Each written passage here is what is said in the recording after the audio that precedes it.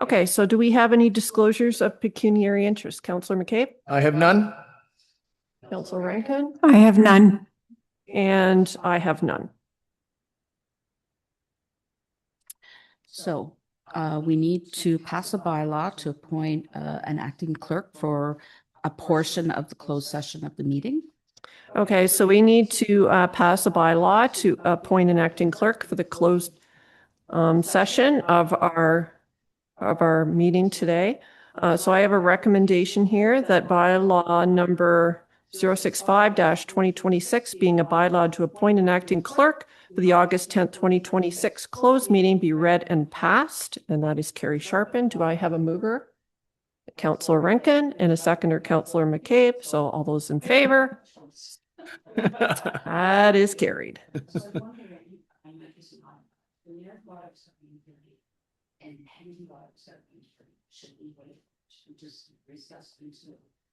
Like for Sherry to drop in?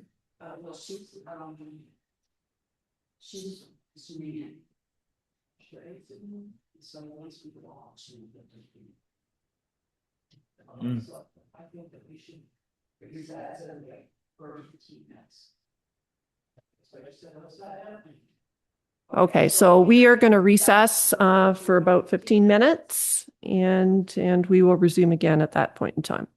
And just procedurally, we're recessing because the closed meeting started at 1, but the agenda advised attendees that the meeting started at 1:30. And so apologies for that. So we just want to give the absent members the opportunity to join.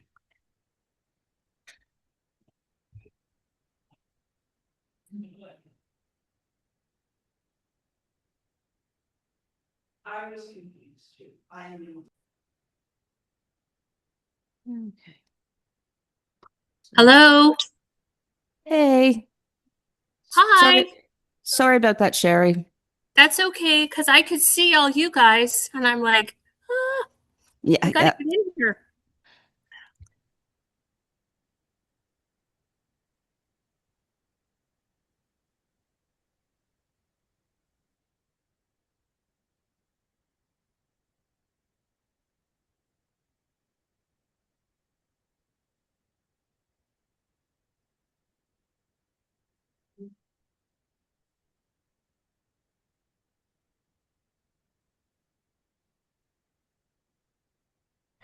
Okay, so could I get a mover and a seconder that we move into closed session?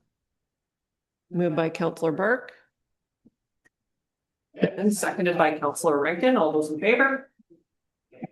Thank you. We're going to move into closed. Why don't you, oh, I guess we can't do it without you, so. Do you want me to go get Brooke?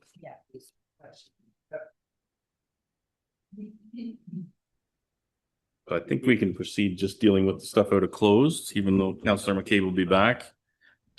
So I have a recommendation here that the Council of the Corporation of the Township of Wellington North receive report CAO 2026-12, update regarding treating landfill leachate at the Mount Forest wastewater treatment plant, and the Council approve with the confidential direction to staff. Moved by Councillor Rankin, seconded by Councillor Hearn. All those in favor?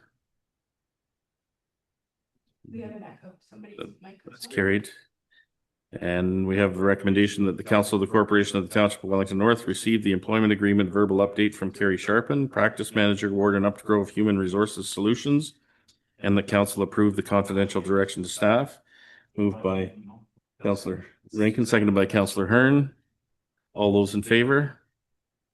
That's carried. Thank you.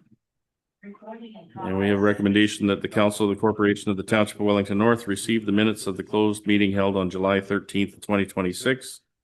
Moved by Councillor Hearn, seconded by Councillor Rankin. All those in favor? That's carried. Thank you. Just a point of order. Somebody who's just joined the meeting must have their microphone on because we're getting feedback. Thank you. Okay. So we're ready for O Canada whenever you are.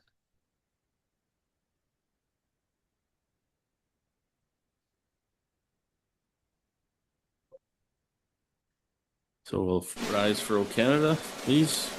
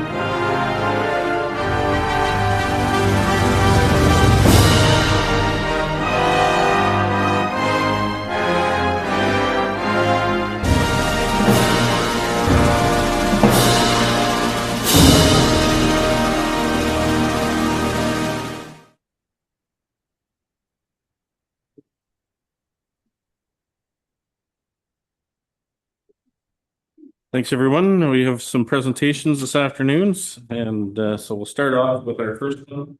Welcome, Inspector Medeiros, to give us the update. So I have your slides loaded. Sure. I'll just, you tell me when you want me to advance. Sounds good. That's good. So thank you, sir, for having me today. So we are going to be looking at the 2025 Detachment Annual Report. In the previous years, you will notice that the report's a little bit different than it was in the years prior. Under the Community Safety and Policing Act, the report format has changed, so it's consistent across the province. So if there's any questions about the format of the report or comparatively what was showing in years previous, feel free to ask. So in 2025, we continued to align traffic enforcement activities with collision data and provincial road safety initiatives. We also continued to leverage technology in terms of enhancing public safety and officer safety. One big positive note I wanted to highlight with our community partners as well is the updates to Municipal 511 in order to give our residents timely and efficient delivery of road safety information and awareness. So that was a big success story in 2025. We also did a number of commercial motor vehicle blitzes, did a lot of training opportunities for our officers, and we also focused on our offender management and apprehension program to enforce the activity of intensified compliance monitoring for offenders in the community and executing outstanding warrants. Within our community street crime unit, we continued to assist with numerous large projects and organized crime investigations. And due to an increase in property crime, we responded and conducted focus patrols in affected areas. And I know that's actually affected an area here in Wellington North as well that we addressed in 2025. So. We continue to remain highly active with our media unit. We produced hundreds of public safety communications throughout the year for safe driving, school bus safety, winter storms, fraud prevention, and safety awareness. And we continued to partner with our community-based organizations for integrated mobile police and crisis team response. We also worked with other groups and organizations to build relationships, especially with our youth, with the Citizens Police Academy, Safe Kids Day and summer camps, and also participated in a number of community events throughout the area. The auxiliary unit has been very helpful for us in this area, and last year just dedicated under 4,000 hours of volunteer time to help us within the community. There's the development of the 2026 to 2029 Wellington County Action Plan is actually currently underway and will coincide with the release of the 2026 OPP Strategic Plan, and that will be coming up in the upcoming months. So I just wanted to focus on our summary of our commitments. So the three pillars that we looked at was for crime, roadways, waterways, and trails, and community and well-being. With respect to crime progress results, our commitment was to reduce victimization for instances of violent crime. We also looked at reductions in drug possession and traffic charges, expanded fraud education, and supporting community events that advocate for respect, inclusion, and equity. With respect to our roadways, waterways, and trails, because of the increase in motor vehicle collision volumes, we wanted to respond to the increase in fatal collisions, especially off-road collisions, and enforcement and prevention efforts to focus on the high-risk causal factors for fatal motor vehicle collisions. For our community and well-being progress results, we continue to work with our impact team and our collision reporting centers, which reduced the number of collisions that officers had to respond to, and continue to develop our hospital transition protocol with the healthcare facilities within our area. For the youth, we did the Citizens Police Academy and the summer camps as previously mentioned. So if we go to page 10, Karen, is that helpful? Yep, that one right there. Yep. So for this annual report, you'll see the calls for service. So all of the calls for service that we had in the area in 2025 were 41,500 calls. And out of those calls, 11,169 were priority calls, which indicates the potential for extreme danger, catastrophic circumstances, injury, threat of injury, death, or a crime in progress. Comparatively speaking, in 2024, we had just over 400 more of those events for the totality of the events, but we had about just under 550 less in 2024 of the immediate police response required. So the one number is lower on the total events, but the immediate one is higher for 2025. So if we go over to page 11,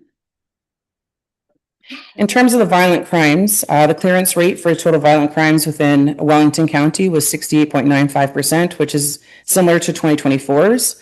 If you take a look at our year-to-date violent crime percentage change from our monthly reports, when you look at the detachment board reports, we're currently 20% lower in that category for violent crimes year-to-date in 2026 comparatively.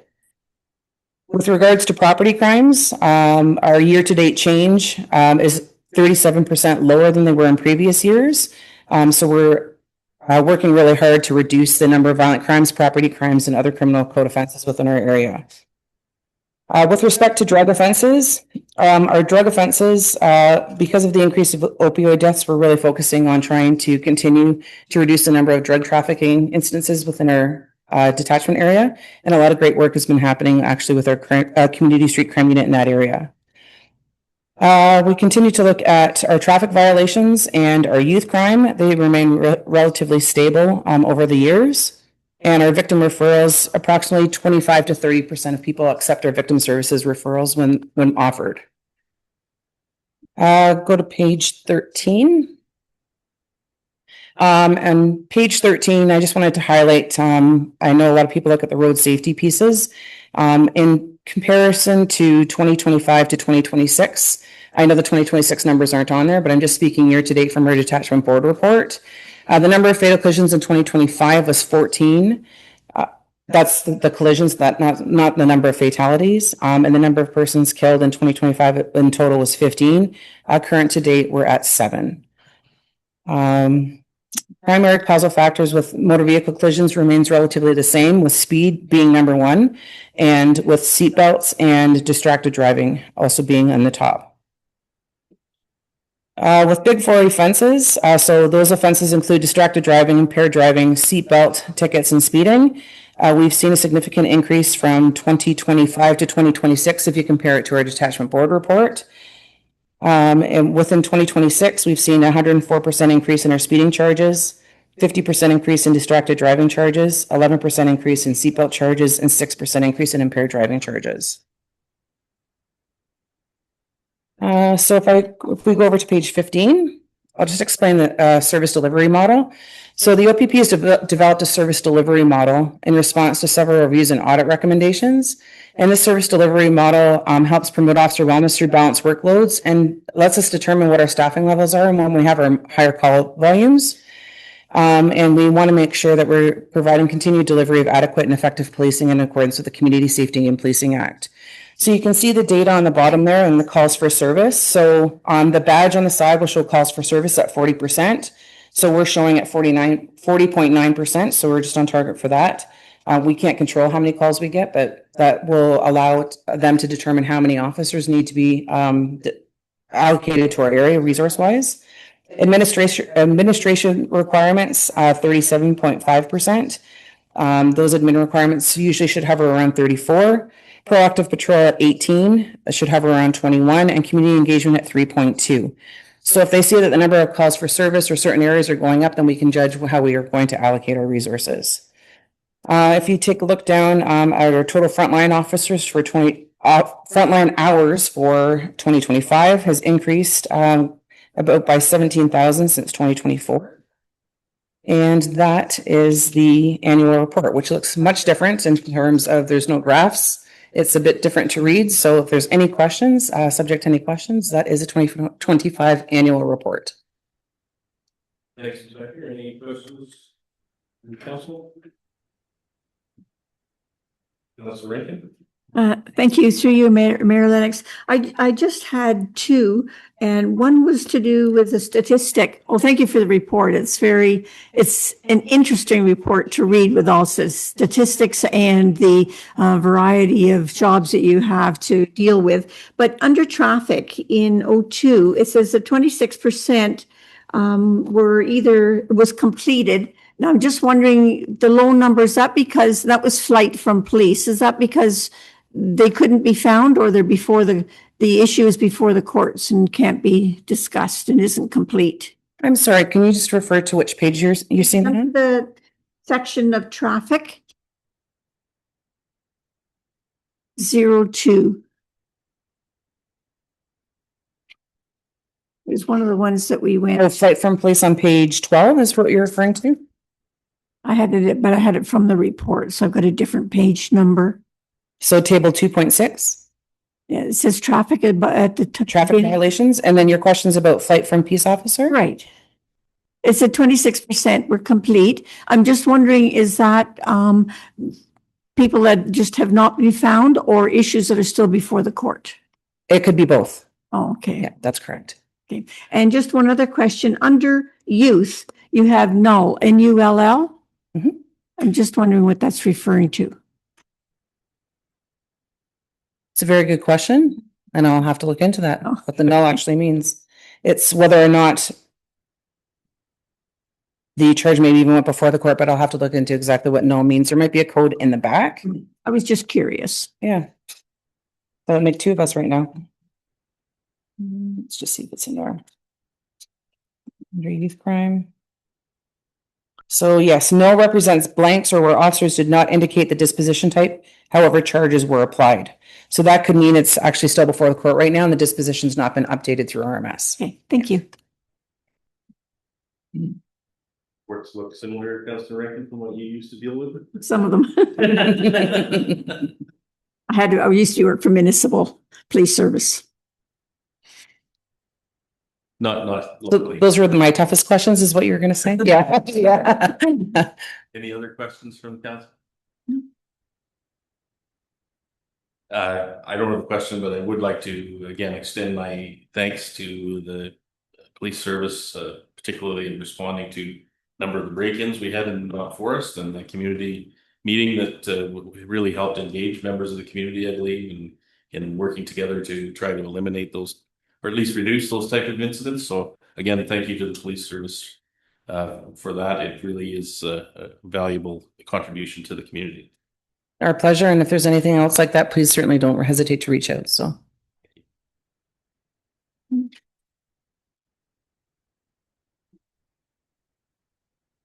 Okay. Next up, no.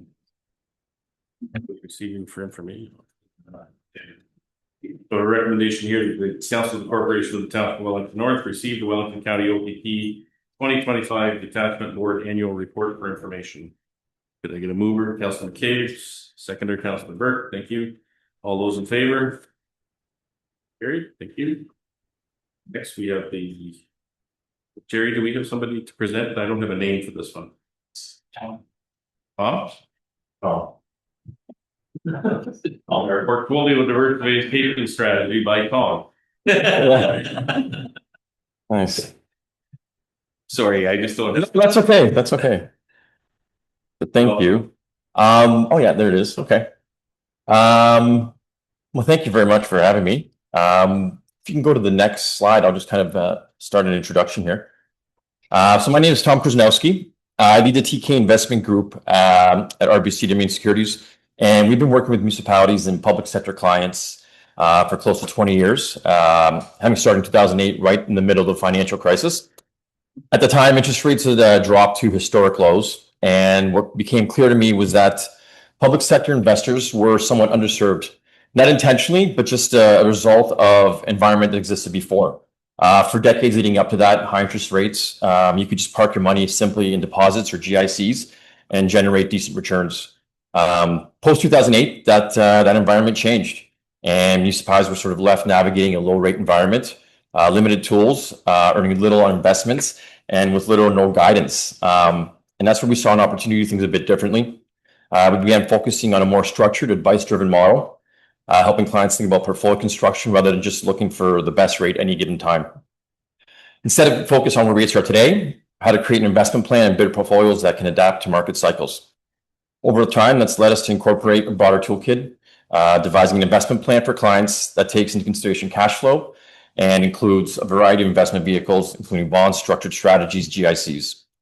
But really, the investment themselves are only part of it. What we're trying to do is understand the municipality, understand their cash flows, and what they're trying to accomplish, and then build an investment plan and strategy around that.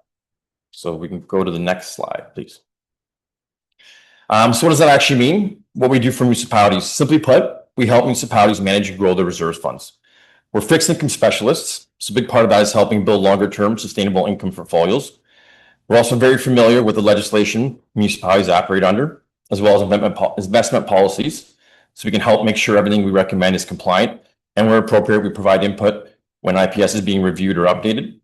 And ultimately, the goal is to help municipalities generate better returns on their reserve. So there's more money available to support the community without having to raise taxes. Next slide, please. And we do this for pretty much every type of municipal client, regardless of size, location, or financial sophistication. Whether you're a small municipality with a simple portfolio or a major city with a sophisticated treasury operation, there's really no one size fits all. It's about each municipality, getting to know them and building a strategy around their needs. So regardless of the size of the municipality, how we work with our clients really comes down to three things: expertise, education, and relationships. We bring the investment expertise, but just as importantly, we want you to understand what you're doing and why we're doing it. We want to build a relationship where we actually understand your municipality and what you're trying to accomplish.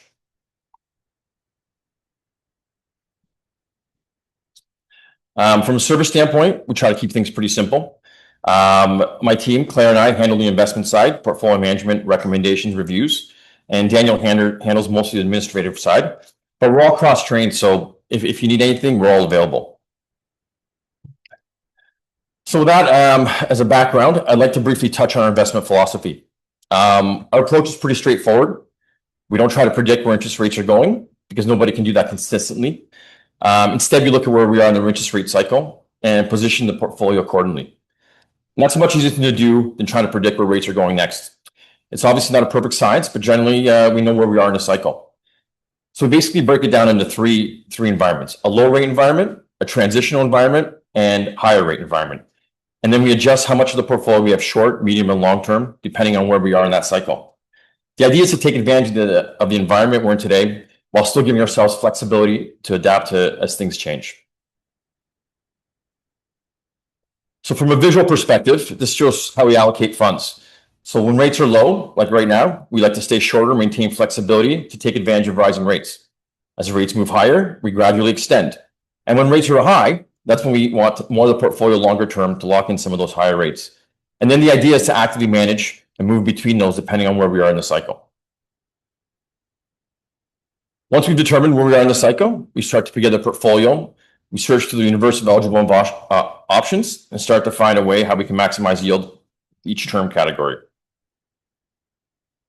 From there, we start to build a ladder, an investment ladder. The idea is to have investments coming due regularly, so you always have access to cash to reinvest or to fund expenditures. But the important part of it is that's actually actively managed. We're not just building a ladder every time a maturity comes due, automatically investing it at the end of the ladder. We build a ladder initially based on where we are in the cycle. Then as investments mature, we assess. If the environment still makes sense, we maintain the strategy. If rates change and we think we should be shorter or longer, we adjust the rungs of the ladder. So it's not really just static ladder. It evolves as time, as interest rate cycles do. So that said, here's what the actual portfolio looks like. Next page, sorry. The first thing I can point out, although it is $12 million, this is just a placeholder. This number can be scaled up or down depending on how much you want to invest. And of course, as the reserves grow, more funds can be added to the portfolio. Portfolio is built using a mix of government bonds, GICs, and structured notes spread across different issuers and maturities based on where we are cycle today. We've kept the portfolio pretty short at 3.5 years and maintain a high level of liquidity. The portfolio is generating a return of about 5.2%, which is well above the short-term benchmark. And that does not factor in when investments mature and we can invest at higher rates. This just really summarizes why we structure the portfolio the way we have. Because of the low rate environment we are in, we've reduced the duration. We looked up for opportunities to enhance the yield, and we maintained a higher degree of liquidity. So you're getting a strong return today, but not locking yourselves into a portfolio that can't adjust as markets change. And just a few things, final things to note. First, we don't manage the portfolio on a discretionary basis. We work together with you to develop the investment plan, make any changes along the way. Everything is done in consultation with you and requires your approval before we proceed. Second, everything we recommend falls in line with legislation and your IPS and eligible investments. And finally, we'll provide ongoing reporting, documentation, including anything required for your internal reporting or external audits, and we can customize that reporting based on what you need. And that would be the conclusion and any questions.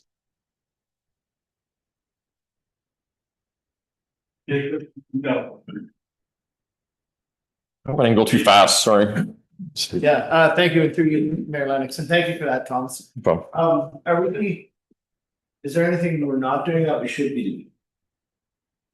While we haven't implemented, I've been sort of talking to Jerry. So this is sort of the stages we've gone through. We've talked to him. Well, I don't think I don't think there's much going on right now that you're doing. I think from Jerry understood, there was a lot of there was no strategy in place. So I think having more of a plan in place makes a bit more sense rather than just sort of rate shopping. Yeah. I'm speaking that. One more, and I don't know if this for Jerry. How have our, I guess, investments performed year over year for the last couple of years? So through Melanix, we just came out of a high rate regime through COVID. And we've really structured it in two ways previously, where we had deposit interest coming from our bank accounts that we had pacing GICs in some sense in that period of time. Between 2023, 2024, we're making about 5% from just the deposit interest accounts that we had. The GICs were performing at about 5% thereabout.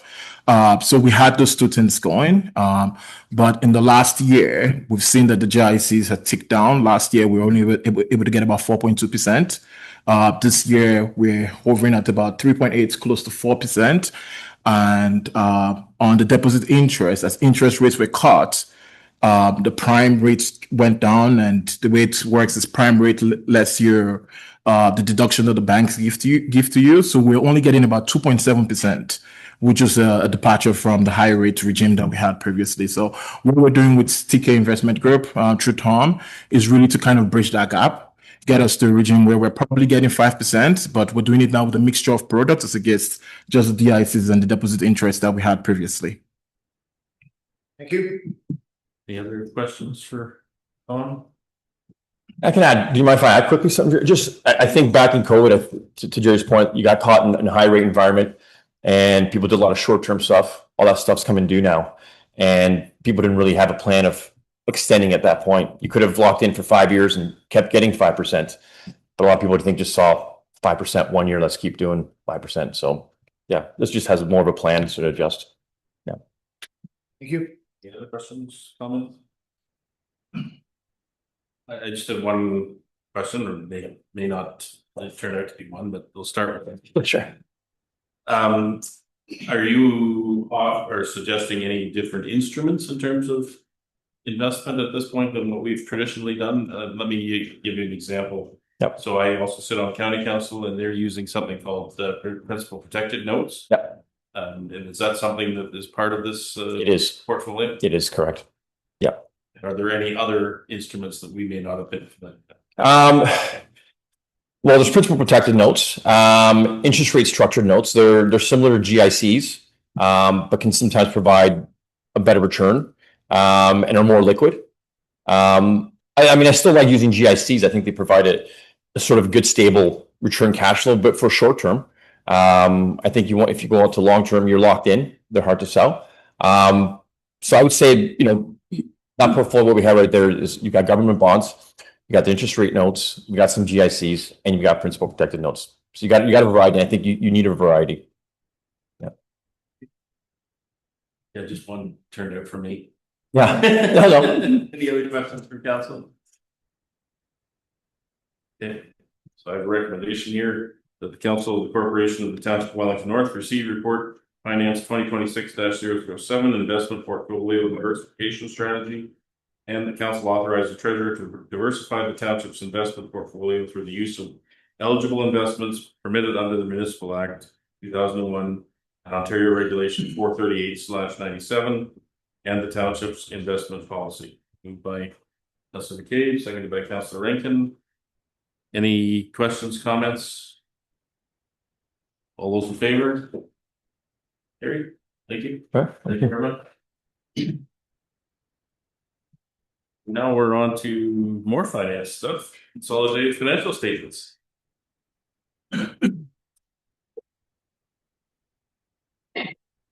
Thank you very much.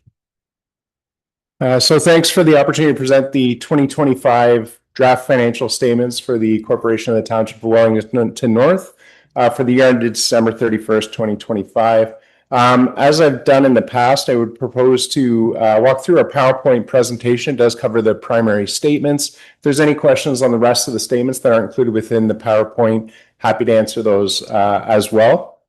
But if we could go to the next slide, please. This is just a quick agenda for the presentation itself. And if we go to the next slide, just an overview of our audit process. So back in the fall of 2025, we would have communicated to council with our pre-audit communication letter, which highlighted some of the highlights of our audit plan, if you can call them highlights.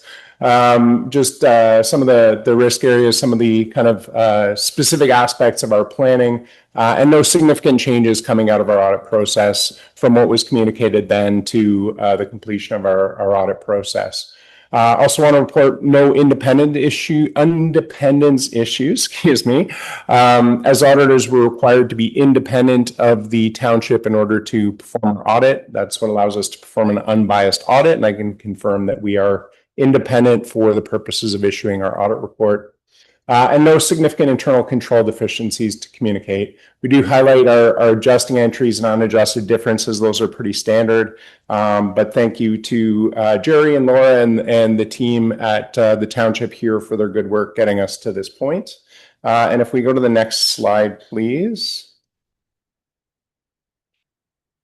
This just highlights a couple of bullets on the audit report. The audit report itself is 2 pages long. I will just comment that it is a clean audit opinion. So that first bullet highlights that the financial statements are presented fairly in accordance with Canadian public sector accounting standards. So that's the clean audit opinion you are looking for from us. And just noting that our audit was conducted in accordance with Canadian generally accepted auditing standards. So that's the standards that we're required to fulfill in conducting audits. The next slide just highlights the key components of, or a couple of bullets on the statement of financial position or the balance sheet for the township. Some of the items being your cash, tax receivable, long-term debt, tangible capital assets, and accumulated surplus. And if we go to the next slide, you'll see that statement here. Just looking at couple of key things. So if you combine cash and investments in 2025 versus 2024, you can see they're down by about $1 million just because more spent on capital asset additions in the year. And we'll see that in the statement of cash flows, but showing the changes in your cash position. Taxes receivable has climbed in the last few years. Once we get to that graph, you'll see that it has across all of our municipalities, but the last couple of years for Wellington North, you can see there's a more pronounced climb. So that may be something to look at going forward into 2026. In terms of liabilities, deferred revenue is your development charges, gas tax, and other reserve funds. And so you can see that balances up just because less was spent out of those reserve funds than what came in the year. And we'll see a separate slide on that as well. And long-term debt's been paid down just over the course of the repayment schedules for your loans. Down the bottom or towards the bottom, we have tangible capital assets. You can see that balance is up by about $1 million. Basically spent, the township spent about $8.3 million, but net of amortization of about 7.2 on a net basis, tangible capital assets up by about $1 million. And down at the bottom, we have the accumulated surplus, 168.9 or just under 169 million versus 166 the year before, coming as a result of the surplus that we'll see on the statement of operations. So next slide, just to put some of this into context, you can see the cash position for the municipality is the green line. This green line is showing your cash as a percentage of annual cash outflow. So this is all the cash that the municipality pays out in the year in terms of operating expenses, capital asset additions, long-term debt repayments, and so on. And you have about 210% of your annual cash outflow sitting in cash. So that's a particularly strong financial position to be in. I think very commendable. And when we get to the reserves and reserve fund graph, you'll see a similar story. Basically, the municipality holds a significant amount in cash and has a fair amount set aside in reserves and reserve funds, which sets it up well to maintain its infrastructure and cover its costs going forward. So I think that's a really strong position to be in.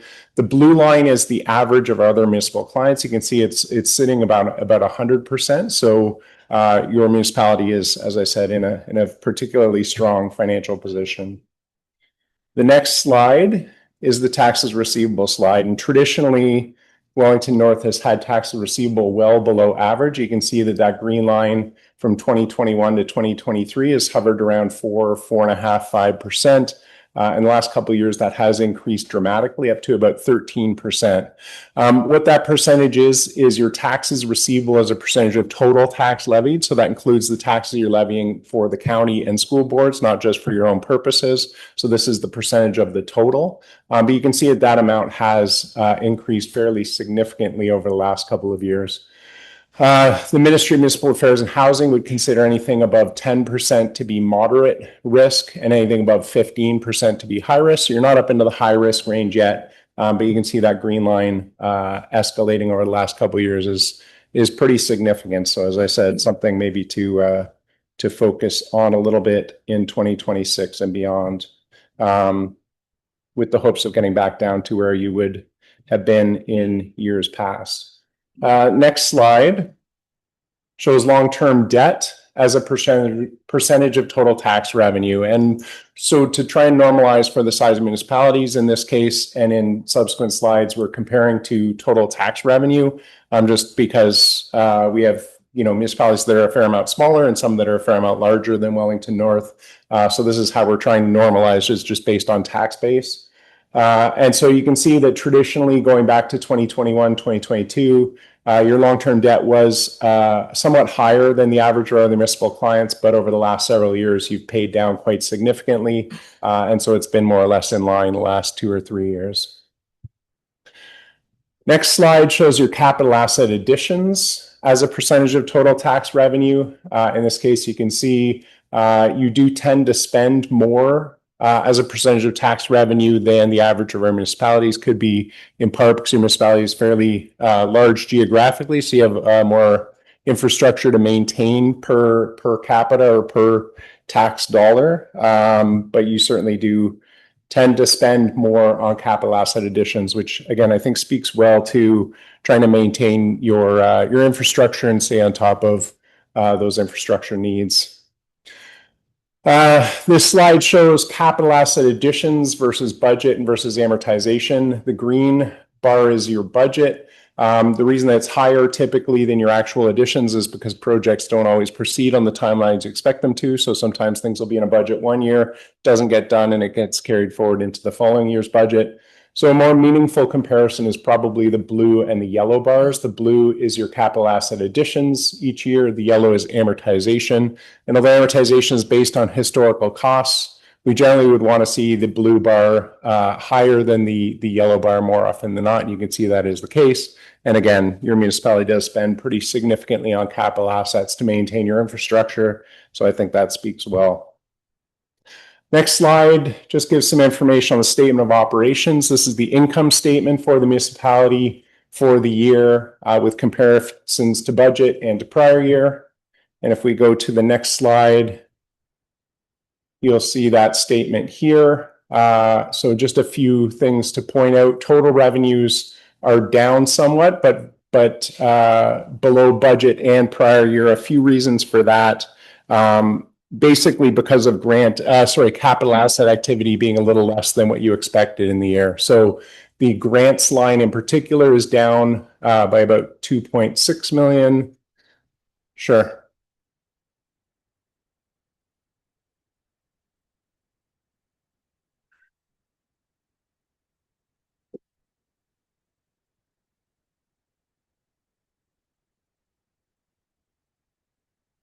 Just one more slide ahead, please. There we go. So you can see grant revenue, the third revenue line from the top, at about 1.7 million versus 4.3 or 4.4 the year before. Reason for that is just more capital grants received in 2024 versus 2025. Obligatory reserve fund revenue recognized, the bottom revenue line, that number is down significantly from budget. because you anticipated spending more on capital assets and drawing more out of your reserves and your reserve funds to fund some of that capital asset activity. So that's the reason that you're below budget on revenues, grants being the primary reason you're below prior year on revenues. On the expense side, you can see expenses a little above budget and a little above prior year. Just usual fluctuations for that in the transportation services department, winter maintenance, more significant in 2025 versus 2024. So that's the reason that line is up. Environmental services being higher because of materials and some staffing cost increases. But again, generally kind of fluctuations you'd expect to see with weather conditions and all the things that go into administering and managing municipal finances. So total surplus on the year, $3.2 million, increasing the accumulated surplus to about $169 million, as I mentioned. And if we go to the next slide, it is showing expenses as a percentage of the total or expenses by department. So the blue being transportation services is your largest expenditure, not surprisingly. Yellow is environmental services, which is second largest. And if we go to the next slide, you'll see that's pretty consistent over the last several years. And so going to the next slide then, the statement of changes in net financial assets basically backs out the capital asset activity and shows the change in your financial position, your net financial position. And so if we go to that statement, so this takes the annual surplus of 3.2 million that I mentioned, backs out the capital asset activity, which basically was a bit of a decrease in your financial position. So net, on a net basis, your net financial position increased by about 2.2 million instead of the $3.2 million surplus. But again, still a strong net financial position to be in. And the next slide just describes the statement of cash flow, showing the changes in cash. You can see that here. I'll just point out a few key numbers. So about halfway down the page, you see 7.8 million. That is the positive cash generated from operating activity. So the general operations are generating positive cash of 7.8 million. From that, you spent about 8.2 million on capital asset additions. You repaid long-term debt to the tune of about 400,000. And you decreased your investments in 2025 by about 5 million. So on a net basis, your cash position increased by about 4.2. Next slide describes the schedule of accumulated surplus. So as mentioned, the accumulated surplus was 169 million. And if we go to the next slide, you can see the breakout here. So the vast majority of that is your investments in your infrastructure. The top line is your investment in tangible capital assets of just under 130 million. You have unexpended capital financing, so capital funding that's not yet been spent of about 5.9 million. Your investment in Wellington North Power and so on. And then down at the bottom are reserves and reserve funds, which you can see are generally fairly comparable, but down slightly from the prior year. These are only some of the reserve funds though. And if we go to the next slide, included in deferred revenue that's not included within the accumulated surplus are other reserve funds that are obligatory and required to be set aside under the Development Charges Act, your gas tax agreement, and so on. And so if we go to that slide, you can see that these reserve funds are up from just about 15 million up to about 16 and change. You can see development charges up by about 900,000. Your OSIF funding up by about double to about just over 1 million, and so on. So when we combine reserves and reserve funds, if you go to the next slide, this includes those that are in deferred revenue, so liability as well as what's in your accumulated surplus. And this highlights the point I made about your strong financial position, strong cash position. You have reserves and reserve funds that total about 375% of your total tax revenue, as compared to the average of other municipalities being about 205%. So again, a very strong financial position to be in. This municipality has quite a bit set aside in reserves and reserve funds to be able to fund future infrastructure and other needs going forward. So in terms of next steps, subject to council's approval of the draft financial statements, we will get our representation letter signed, which will allow us to finalize the financial statements. and then to submit the financial information return to the ministry on your behalf. So that's my presentation. Happy to answer any questions. Any questions? I think it looks pretty good, actually. Say so myself. No, thank you for that. Sure. I just had one question, and back at the beginning of the presentation, you spoke about materiality. Mhm. Is a little over $1 million. Yeah. And then you also highlighted there were 11 unadjusted discrepancies, or that's probably not the right term, but Yeah. were those unadjusted because of materiality reasons or from other reasons? Yeah. So in the course of our audit, we'll make some entries in communication with Jerry and your finance team. Some very immaterial amounts that are insignificant and completely immaterial when it comes to kind of the size of the municipality and so on. We would just record as unadjusted, which means that they won't actually get adjusted in your books because they're insignificant in the grand scheme of things. So if there's slight timing differences, it's not material to the financial statements. So that's what those would be. Any other questions? Okay, we have a recommendation here that the Council of the Township of Wellington North receive report Finance 2026-12, 2025 audited consolidated financial statement for information. Councilor McCabe, seconded by Councilor Hearn. Any final questions or comments? All those in favor? Carried. Thank you. Right. Thanks. Thank you.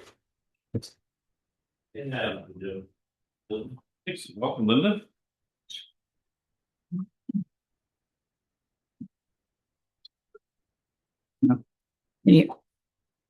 Thank you.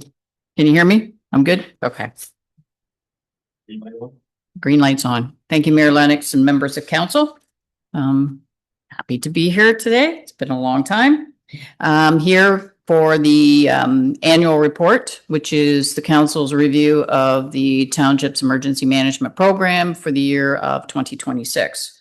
So I have a report before you. I apologize. I'm going to give you a couple of sheets of the minutes from the program committee. I inadvertently somehow managed to put the wrong file in when I sent it out. But the report is the report for the Township of Wellington North is before you. So just very quickly going to highlight some of the points in the report. All of the items that are in the report, I will note as per usual, are all items that are required under the regulations of the Emergency Management and Civil Protection Act that municipalities are required to make sure they comply with on an annual basis. So the first one, you have a program committee, and that committee met on March 25th, and those are the minutes that I've just circulated to you. And most of the items that we talk about, the committee reviewed as well. Hazard identification and risk assessment, the committee reviewed that as well. There was some discussion about looking at cyber incidents and the need to reevaluate them, and I think staff is taking that back and probably will come forward to the committee in 2027 with any changes on that particular note. We have no revisions to the emergency management plan this year other than the title change, and that is in part to Bill 25, which is the Emergency Management Modernization Act, which received royal assent in 2025, December of 25. We've reviewed the legislation. At this time, the bill itself has received royal assent, but there are many sections that pertain to the municipalities that are still not in full force and effect. So we've gone through and we've looked at our plan, and we do have some things to consider that if once it comes into full force and effect, we'll take those into consideration. I think part of the reason they have not come into full force and effect is that the province is looking at the regulations as well. So they've looked at the legislation, they're looking at the regulations, and they want to do it kind of as a package. Timing on that, we haven't been given a time frame on that. Training is a requirement of the members of the municipality's control group, which is set out in your emergency management plan. And that was the required training was done on June 19th, 2026. But I have 4 other items there that we're also providing additional training, which are not required, but they're recommended to help both members of the control group and staff in their roles if should an emergency occur. Annual emergency exercise was also held on June 19th. There were, you can see on page 118, the objectives of the exercise for that day. And then we went through and we itemized the notification procedures, nothing really of concern there. IMS forms, basically continue to do training on that. Communication and dissemination of information. There was some discussion that maybe looking at ways to make information more visually apparent in the EOC might be helpful. And then again, our new D4H software that came into effect in late 2024, started training on it in 2025. Again, just to continue training on that. Public education is a requirement as well too, and the township staff, emergency management staff attended the volunteer newcomer appreciation that was held in April. We attended that. We attended the emergency services day held in Arthur on May 29th, and a number of summer camps in Arthur and Damascus. We had our summer student attend and provide training to the campers on that. And then also there's a number of highlights there. Most of those are through the Wellington Advertiser, through social media, to continue to do our preparedness information or targeted information on specific things. And we continue to do one thing, which is per month, we set aside one thing that we want to target. That goes out in the Advertiser and it goes out through our social media posts as well. I did add in here, which isn't really quite part of the requirements, but that I did want to note that we had several incidents in 2026 with weather and mostly weather related. If our county communications team was putting out specific information, one of the things we have endeavored to do is make sure that we tag municipalities on those communications so that your social media can be shared the same as what we're sharing. So, and that seemed to be working well towards the latter part of what we've been doing. And then critical infrastructure, we have in the past just had a table list. I think in the late 2018, 2019, we started putting the township's critical infrastructure on the common operating picture, which is on our GIS platform at the county. And we're endeavoring to try and get that brought up to date this year. And that is what we'll use moving forward to make sure that we keep that information for the township up to date. In the event of an emergency, you can reference that and we can look at our critical infrastructure and decide what it is we need to maybe take offline, put online, or go from there. So, but it will be a visual representation and not just a table version. And that summarizes the report. If there's any questions, I'd be happy to answer them. Thank you. Council?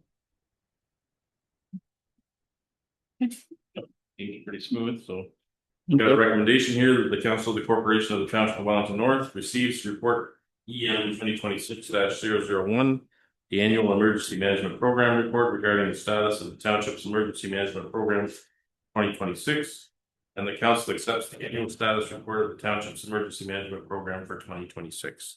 Moved by Councilor Rankin, seconded by Councilor Hearn. All those in favor? Carried. Thank you. Thank you. Thank you. Okay.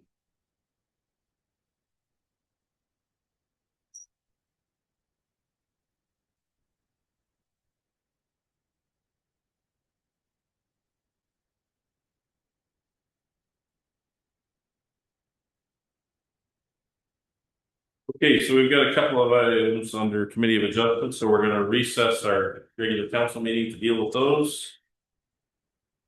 I have a recommendation to do that. That is the Council of the Corporation of the Township of Wellington North recess the August 10th, 2026 meeting at 3:06 p.m. for the purpose of holding meetings under the Planning Act. Can I get a mover and a seconder, please? Councilor Burke and Councilor McCabe. Thank you. All those in favor? Carried. Thank you. So I'll follow the committee of adjustments meeting to order. And ask if there's any disclosure of pecuniary interest on anything on these two applications. I'll start with you, Councilor Burke. I have none. Thank you. Councilor McKay? I have none. I have none. Councilor Hearn? None. And Councilor Rankin, thank you. I have none. Thank you. We'll deal with the minutes of the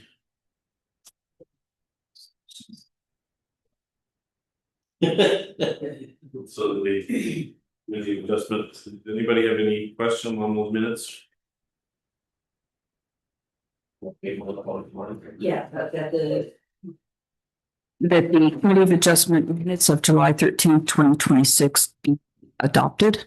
Okay, moved by Kern, seconded by Councilor Rankin. All those in favor? Carried, thank you. Move to our first application. Property subject to the proposed minor variance application is legally described as Plan 61M 248 Lot 20 and is municipally known as 417 Adelaide Street, Arthur. Property is approximately 463.6 meters squared in size. The location of the property is shown on the map in your package. Purpose and effect of this minor variance application is to provide relief from the minimum width requirements for a proposed private garage. Proposed variance will permit a reduced width of 5.5 meters for a proposed two-car garage, permit an attached additional dwelling unit, whereas the bylaw requires a minimum width of 6 meters for a house. Other variances may be considered where deemed appropriate. How was notice given for this public meeting? Just before I confirm that, the applicant is in the meeting as an attendee, and I'm trying to promote you into the meeting, so you'll have to accept the promotion into the meeting so we can see and hear you. Notices were mailed to the property owners within 60 meters of the subject property, as well as sent to applicable agencies. Signage was posted on the property on July 23rd, 2026. Okay, give us the report on this, please.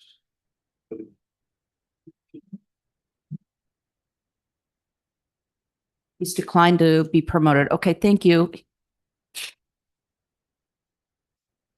All right, we're good. All right, well, good afternoon, Chair and members of committee. Thank you for having me today.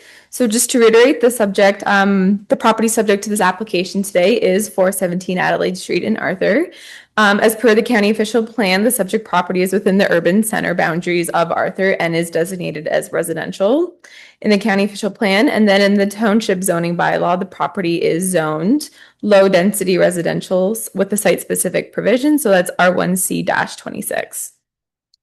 So the variance requested today would provide relief from the minimum width requirements for an existing attached garage.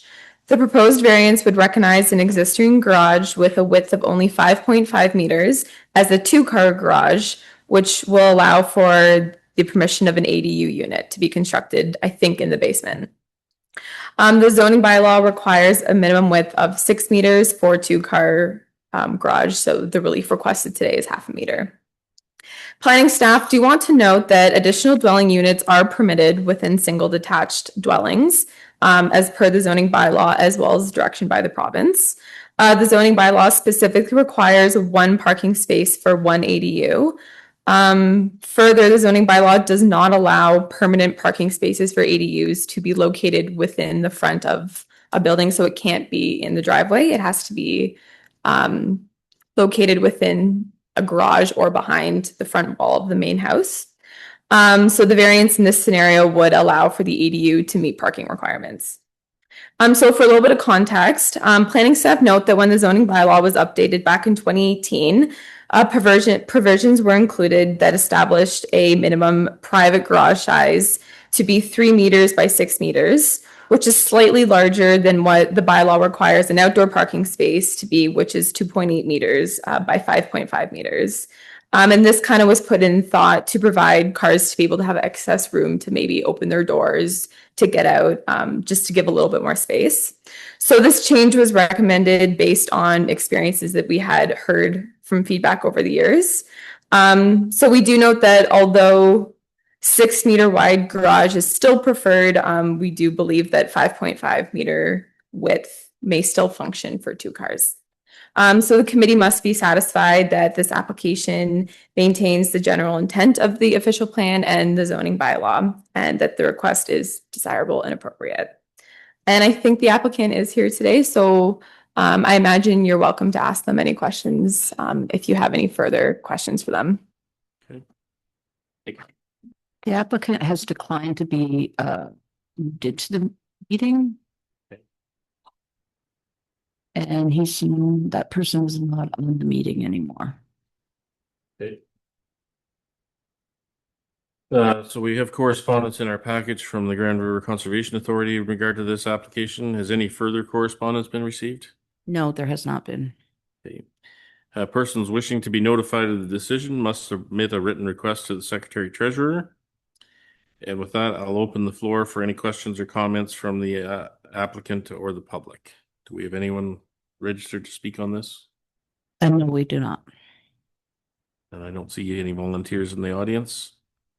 So we'll move on to committee members. Any questions or comments from committee members?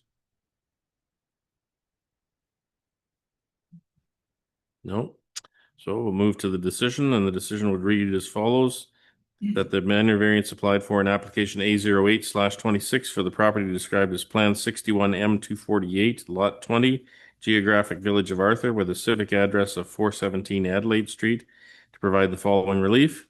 Number one, that a reduced width of 5.5 meters be permitted as a two-car garage, which will allow for an attached additional dwelling unit to be constructed in the basement, whereas the bylaw requires 6 meters. All those in favor? That's approved. Thank you. So we'll move on to our second application. This is application A09/26. The property subject to this proposed minor variance application is legally described as Concession 2 South part of Lot 14 and is municipally known as 9109 Concession 2. The property is approximately 40.4 hectares in size. Location of the property is shown on the map in your package. Purpose and effect of this minor variance application is to provide relief from the minimum distance separation 2 or MDS 2 setback requirements to a type A land use. The applicant is proposing to construct a new covered manure pit. The new manure pit is proposed to have a setback of 285 meters to the nearest type A use, whereas the minimum setback of 298 meters is required. Other variances may be considered where deemed appropriate. How was notice given for this public meeting? Notices were mailed to property owners within 16 meters, as well as sent to the applicable agencies. Signage was posted on the property on July 20, 2026. Thank you. Jamie?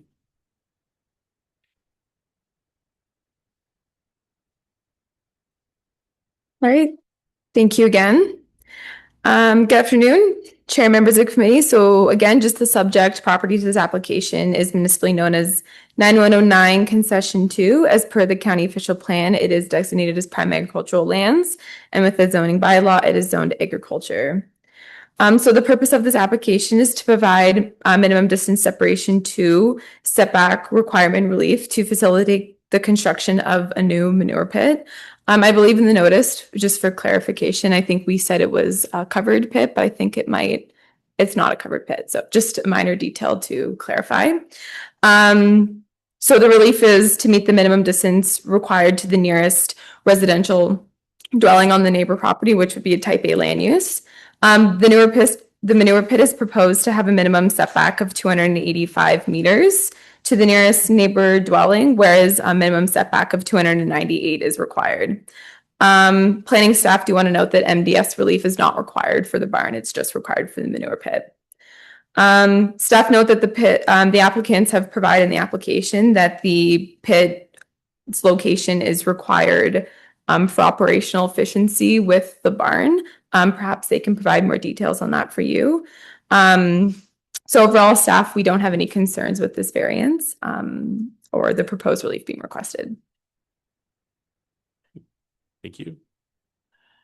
We have correspondence from the GRCA for this application. Has any further correspondence been received? No, there has not. Okay, and again, persons wishing to be notified of the decision must submit a written request to the Secretary Treasurer. And I'll open the floor for any questions or comments from the applicant and or the public. You guys wish to speak to the application?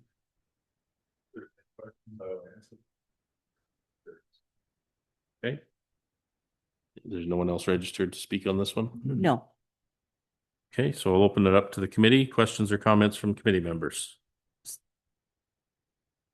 Councillor McCabe. Thank you, and through you, Mayor Lennox. I just have one, thanks for coming, thanks for this. Can the manure tank, covered or not, can it not be moved 42 feet? I think to the, like, I guess that would be north than where it is right now? If you come up to them. Sorry, thank you. Just be sure the green light is on. Just push that button. Thank you. I did bring a copy of a picture that didn't make it in the distribution, showing it's kind of tight. If you could pass those down, Councillor. There's a house to the north which prevents the tank from being able to go north, as you'll soon see on that. So therefore, to get outside of those two circles, we'd have to go east, which would take us too far away from the barn to use the type of manure transfer system that is being proposed here, which is a shuttle scrape system above ground. And so that would go with the efficiency then to. Yes. Okay. Cost and efficiency for sure. Okay. All right, thank you. That's all I have. Any other questions from committee members? That's all right. Thank you. Through you, Mayor Lennox. I was just a question of curiosity. I noticed that by the time it said by August the 4th, there's going to be a new owner. So I'm just wondering, is the proposal or the request for this, is it yours as well as the new owners? Yes, when I applied for this for my client, Greg Martin, it was still owned by John and Elizabeth DeGroot. Right. So Tammy Pringle said I had to apply under their name, being they're the current owners, even though I told her like by August 4th, the Martin family would be owning this property. So it is just in the application is in the former owner's name, just because when I applied, they were the owners on MPAC, and that's Tammy said to me that's how it's got to be. So okay, thank you. Yeah. Any other questions? Comments? For her? I don't have any particular issues with this. I think the more people we have and the bigger barns get, it's like a game of Jenga trying to get, everything into place. Just kind of curious, how many days storage you got in this tank? That one, I think we're over a year. Yeah. Any other questions, comments? Okay, not seeing any, so we'll move to the decision. Being that denied a variance applied for an application 809/26 for the property described as concession 2, part lot 14, with the civic address of 9109 concession 2. Provide the following relief. For one, that a reduced minimum distance separation 2 setback to a type A land use of 285 meters be permitted for a proposed manure pit, whereas the bylaw requires 298 meters. All those in favor? That's approved. Thank you. Good. Great, thank you. So we'll adjourn the Committee of Adjustment meeting with the recommendation that the Committee of Adjustment hearing of August 10th, 2026 be adjourned at 3:20 p.m. By Justin Dave, seconded by Adam. Thank you. All those in favor? Gary? You? Thank you. And we'll resume our regular council meeting with the recommendation that the Council of the Corporation of the Township of Wellington North resume the August 10th, 2026 meeting council at 3:20 p.m. Moved by Councilor Hearn, seconded by Councilor Berg. All those in favor? Carried. Thank you. We'll move on to adopting the minutes. Start with the regular meeting of council. The recommendation of the Council of the Corporation of the Township of Wellington North receive the minutes of the regular meeting of council held on July 13th, 2026. Moved by Councilor McCabe, seconded by Councilor Rankin. Any questions or comments on those minutes? All those in favor? That's carried. We'll move on to the public meeting. We have a recommendation that the Council of the Corporation of the Township of Wellington North receive the minutes of the public meeting held on July 13th, 2026. Moved by Councilor Hearn, seconded by Councilor Rankin. Any questions or comments on those? All those in favor? That's carried. Thank you. We're on to deputations. We have Emily Williamson with us. Welcome from Saugeen Valley Conservation. Good afternoon, Mayor and Council. Thank you for having me here today. My name is Emily Williamson. I'm the water quality technician at Saugeen Valley Conservation Authority. SVCA has prepared a 20-year report summarizing 20 years of data in the Saugeen watershed. Today, I'm going to share those results with you specifically as they pertain to Wellington North. So SVCA's water quality program started sporadically in the 1960s. In 2000, following the Walkerton event, the Ministry of the Environment established water quality monitoring across the province on a consistent basis. This program is known as the Provincial Water Quality Monitoring Network, and all conservation authorities participate in it. In 2012, SVCA started our own secondary internal program to fill in some of the gaps at smaller water courses that were left out of the provincial program.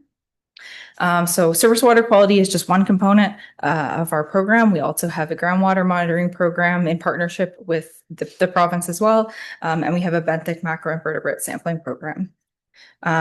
We sample for a wide variety of parameters in these programs, but for the purposes of reporting and analysis, we selected 5 key parameters, which are E. coli, total phosphorus, nitrogen, chloride, and total suspended solids. Next slide, please. So this map shows all of the water quality sites in the entire Saugeen watershed. So we have 29 surface water sites, 23 groundwater sites, and 20 benthic biomonitoring sites. In the red circle, we have our site located in Wellington North. So we have 1 surface water site here. Next slide. So I'll provide a little bit of background on the different parameters that we measure and why they're important.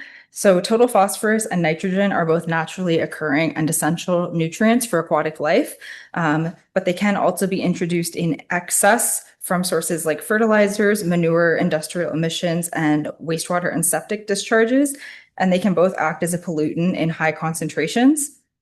The province and the federal government outline objectives for various parameters for aquatic health. For total phosphorus, the provincial objective is 0.03 milligrams per liter, and for nitrogen, it's 2.93 milligrams per liter.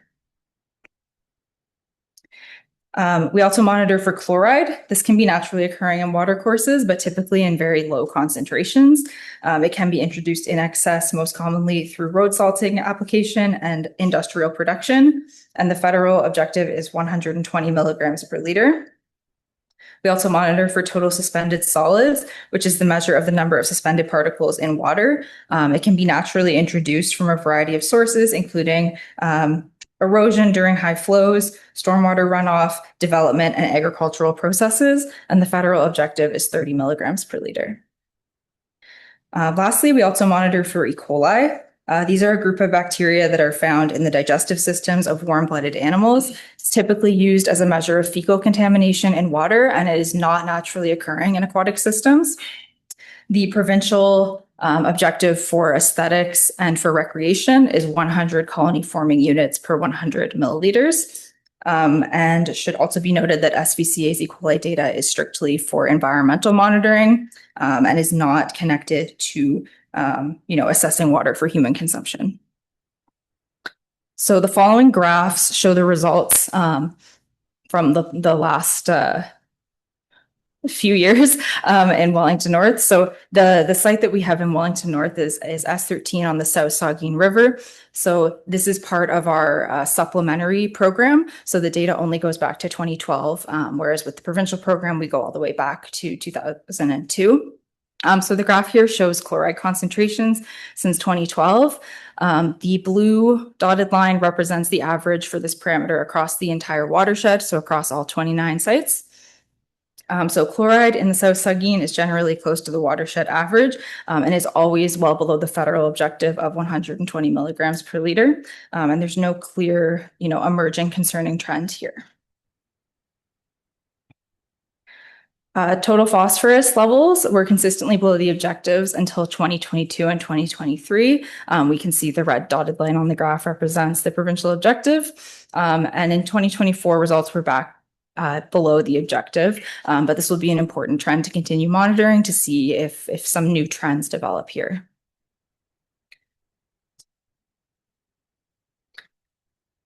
There have not been any exceedances of nitrogen since the program began. However, there is a clear minor increasing trend occurring. So again, this will be an important parameter to continue monitoring as things progress. Total suspended solids have consistently been below the federal objective and are always well below the, generally below the watershed average. There was a little bit of a spike in 2023, but still far below the federal objective. Lastly, we have E. coli, and E. coli has exceeded the objective 38% of the time, kind of sporadically. There doesn't seem to be like a clear increasing trend over time occurring here, and there's a wide variety of reasons that these results could occur. Generally, they're quite consistent with the watershed average. You can see that the watershed average is actually above the objective for us. So, yeah, next slide, please. So overall summary, trends in Wellington North show that chloride, total suspended solids, and total phosphorus levels are consistent with the watershed average and show no emerging increasing trends. Nitrogen has not had any exceedances of the objective since the beginning of the program, but there is a minor increasing trend occurring, which will be important to continue monitoring. And E. coli has exceeded the objective 38% of the time with no clear trend. So we also have a benthic monitoring program in our water quality program. So benthic invertebrates are insects in larval forms and mollusks and other aquatic invertebrates that are used as indicators of water quality. They tend to respond quite strongly to changes in the environment and pollution, so you can make assumptions about the water quality based on the individuals that are found there. We have one benthic site in Wellington North located at the same location as our surface water site. From 2016 to 2024, the abundance, which is the total number of individuals found in the sample, increased from 153 to 737. And over the same time period, species richness, which is the total number of different species, also increased from 25 to 29. In general, increased species richness is an indicator of higher water quality. So what can Wellington North do? First, you can continue to support SPCA's Category 3 water quality monitoring program. So our benthic program, as well as our supplementary program, which your site is part of, are part of our Category 3 programming, which are non-mandatory programs. So this provides essential long-term data for understanding watershed health and helps target the areas most in need of intervention. Without it, we have no mechanism to track improvements or to measure the impacts of local investments. Second, you can consider land use planning tools that protect natural features and limit nutrient loading. This might include development setbacks from watercourses, vegetated buffers, or consider restrictions on tile drainage and nutrient application close to streams. Municipalities can also play a direct role in promoting or funding stewardship work. This can include collaborating with local agencies or landowners on wetland restoration, fencing livestock from waterways, or working with community groups to reduce shoreline runoff. And lastly, municipalities can advocate for coordinated funding from provincial and federal sources. Investments in rural water quality can support agriculture, tourism, and long-term resilience of infrastructure. That concludes my presentation. Thank you for your attention, and I'd be happy to take any questions. Questions? I just had one question about one for now. Those spikes in suspended solids, did those coincide with the heavy rain events too that may have increased erosion? Yeah, definitely. So things like rain and also drought. So when there's less buffering happening in the watercourse, it can increase concentrations of those things for sure. So it can skew the results that way. Whereabouts is the sampling site located? It's located just outside of Mount Forest on the South Saugeen. Yes. Which side of Mount Forest? East or west? The east side. Thank you. Any other questions? Okay, thanks very much. Thank you. Okay, we're on to items for consideration, and there's many more than this. Okay. Okay. Okay, so I have.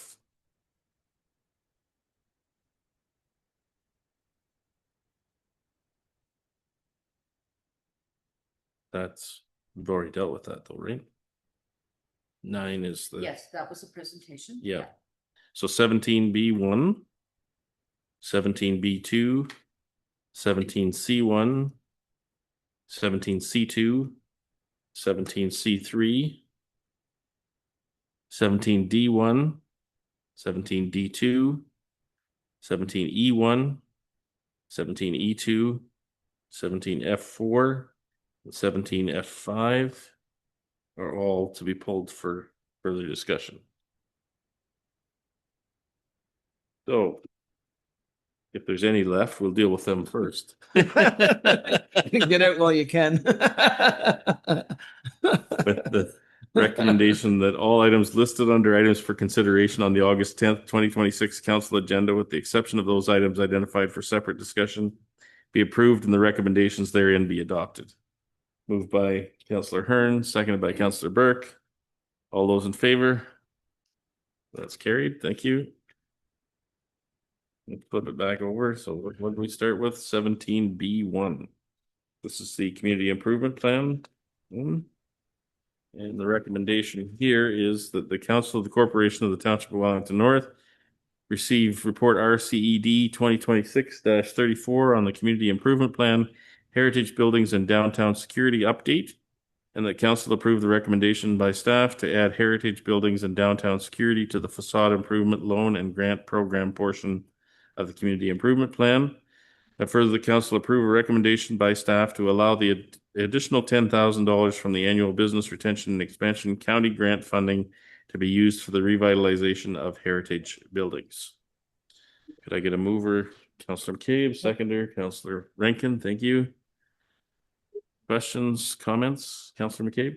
Thank you, and through you, Mayor Lennox. Just wanted a clarification. The additional 10,000 is for all buildings in the downtown, not just heritage buildings? Through you, Mr. Mayor, to Councillor McCabe. Yes, the additional 10,000 is for all buildings, whether they are historic modified or non-historic. However, all applications will be assessed individually and a rendering or outline explaining what historical features they will be restoring or adding.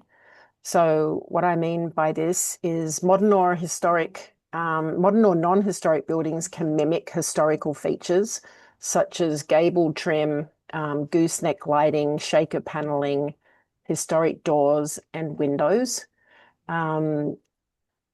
So yes, everyone can apply, but not everyone will be approved. Okay. Depending on what they're doing. Right. Thank you. Yeah, if you don't mind. Go ahead. Mayor Lennox. So I guess I don't know how to word this, but will like how far will $10,000 go for Arthur and Mount Forest? Yeah. So we've spoken with both BIAs, Arthur and Mount Forest, and we talked about the $10,000 and how we should divvy it up. And the consensus was first come, first served, as opposed to 2 in Mount Forest, 2 in Arthur, because in one particular year, you might have more in Mount Forest and we don't want anyone to miss out. So we thought that first come, first served was a better way to do it. Now, and it's $2,500 per property, but it's up to $2,500. So first of all, they would get a facade grant, which is $2,500. Then if they are doing historical features, it would be up to another $2,500. And then the other on top of that again is the county threshold, which is $20,000. If they spend more than $20,000, then I will apply on the property's behalf to the county for an additional $7,500. So all up, that's $12,500. So it might not individually look like much, but it could amount to quite a bit for our buildings and properties. Yeah, that's great. Thank you for that and breakdown of the numbers and the possible grants. So thank you very You're much. welcome. Okay. Other questions, comments? Okay, all those in favor? That's carried. Thank you. And now we're on to 17B2. This is the Village Square and CIP. A recommendation that the Council of the Corporation of the Township of Wellington North receive report RCED 2026-32 on the Village Square Arthur Community Improvement Plan application, and the council approves a facade improvement grant in the amount of $1,320.69 to business owner Robin Lee at 238 George Street South, Arthur, for facade improvements, including new perpendicular signage as well as new vinyl on current aluminum frames. Could I get a mover and a seconder, please? Councillor Hearn and Councillor Rankin, thank you. Questions, comments? Councillor Burke? Yes, thank you. Through you, Mayor Lennox.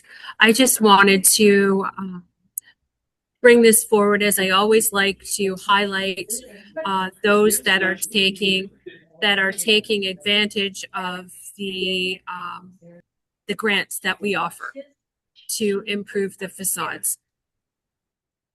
Okay, thank you. Any other questions or comments? All those in favor? That's carried. Thank you. We'll move on to 17C1, the second quarter operating budget update. Recommendation that the Council of the Corporation of the Township of Wellington North receive report finance 2026-009, the 2026 second quarter operating budget update for information. Could I get a mover and a seconder, please? Councillor McCabe and Councillor Burke, thank you. Questions, comments? Councillor McCabe? Thank you, through you, Mayor Lennox. On page 1 of the report, there looks like a surplus of $437, $181. Is this, are we that much under budget overall, or just for clarification for me? Through Mayor Lennox. That number is not a comparison of the budget to actual. It's a comparison between the revenue and to date versus the expenses and or expended to date. So very number of factors. One of it being we're getting into the summer programming months. This report covers from January to June. From June onwards is where we have a lot of the summer programming month, and then we move into winter. So the expenses will invariably catch up at some point with the revenue based on how we budgeted for. And then any surplus in revenue in that sense would be maybe from more fees from volume come through the door, and that would end up being our end of year surplus in that sense. But when you're comparing the budget versus expenses right now, we are also down by about $700,000 in comparison between the actual expenses and budgeted expenses because of all of the timing issues as well. All right, thank you very much. Any other questions or comments? All those in favor? Thank you. That's carried. We'll move on to 17C3. Oh, no, sorry, C2, capital budget update. Recommendation here that the Council of the Corporation of the Township of Wellington North receive report finance 2026-10, 2026 capital budget update.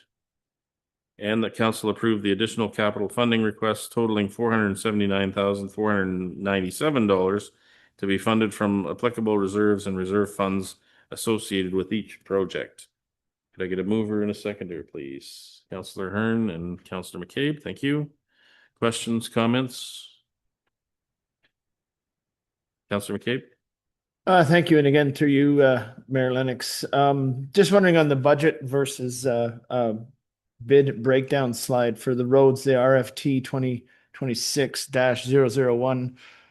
Where are we with the side road 7 West repairs? There's numerous spots that are where the road's deficient, and I was just wondering what the next steps are for this section of road.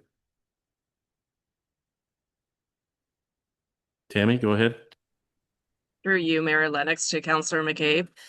So we met with the contractor to review the site and identify deficiencies within the project.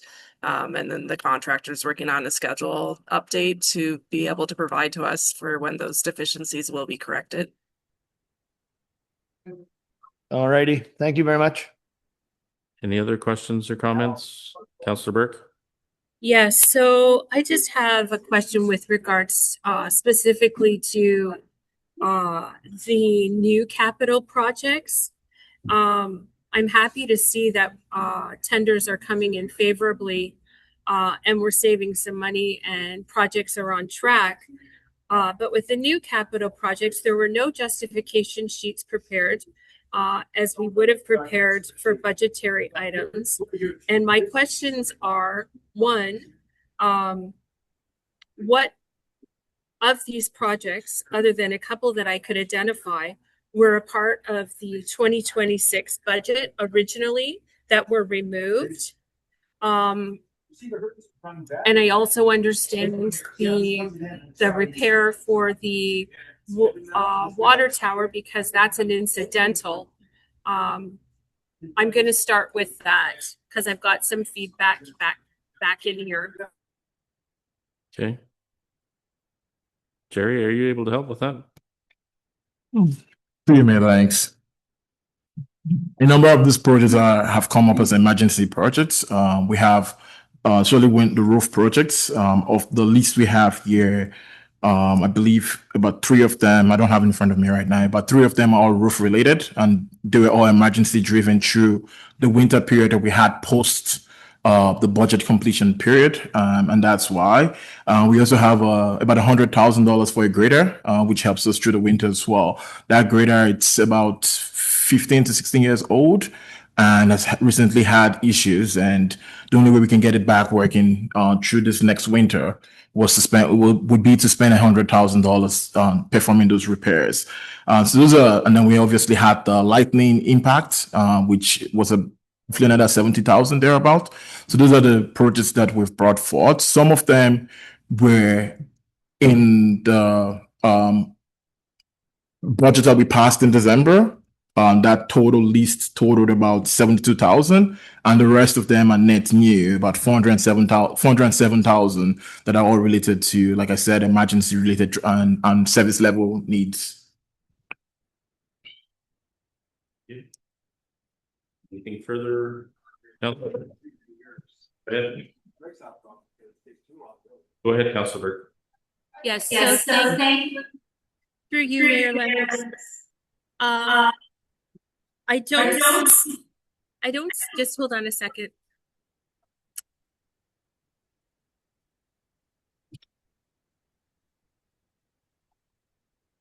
I don't see where any of the funds, and maybe I'm missing it, and maybe it's a future report for the next council meeting that we're having next week. But I don't see any funds allocated to help with protecting our asset for the Mount Forest Community Center located on King Street. The funds that are being requested under new seems like that some of those funds are being adjusted for new projects as opposed to projects that were removed from the budget. And I'm just wondering, are we expecting further discussion on the Mount Forest Community Center, or is that being deferred?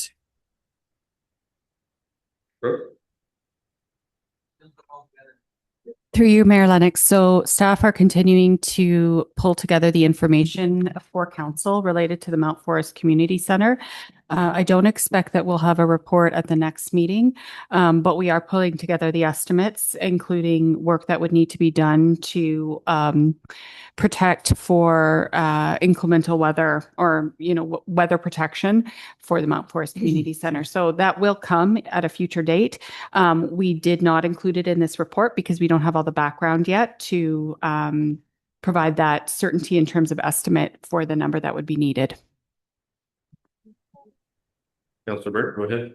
Yes, so just through you, Mayor Lennox, to Brooke, or Jerry, if we spend this money that's being asked of, will there be any funds to help support the recommendations through both the building department and fire services to help remediate that building to at least protect the asset. Hey, Brooke, go ahead. So Jerry's taking this one? Through you, Mayor Lennox. A number.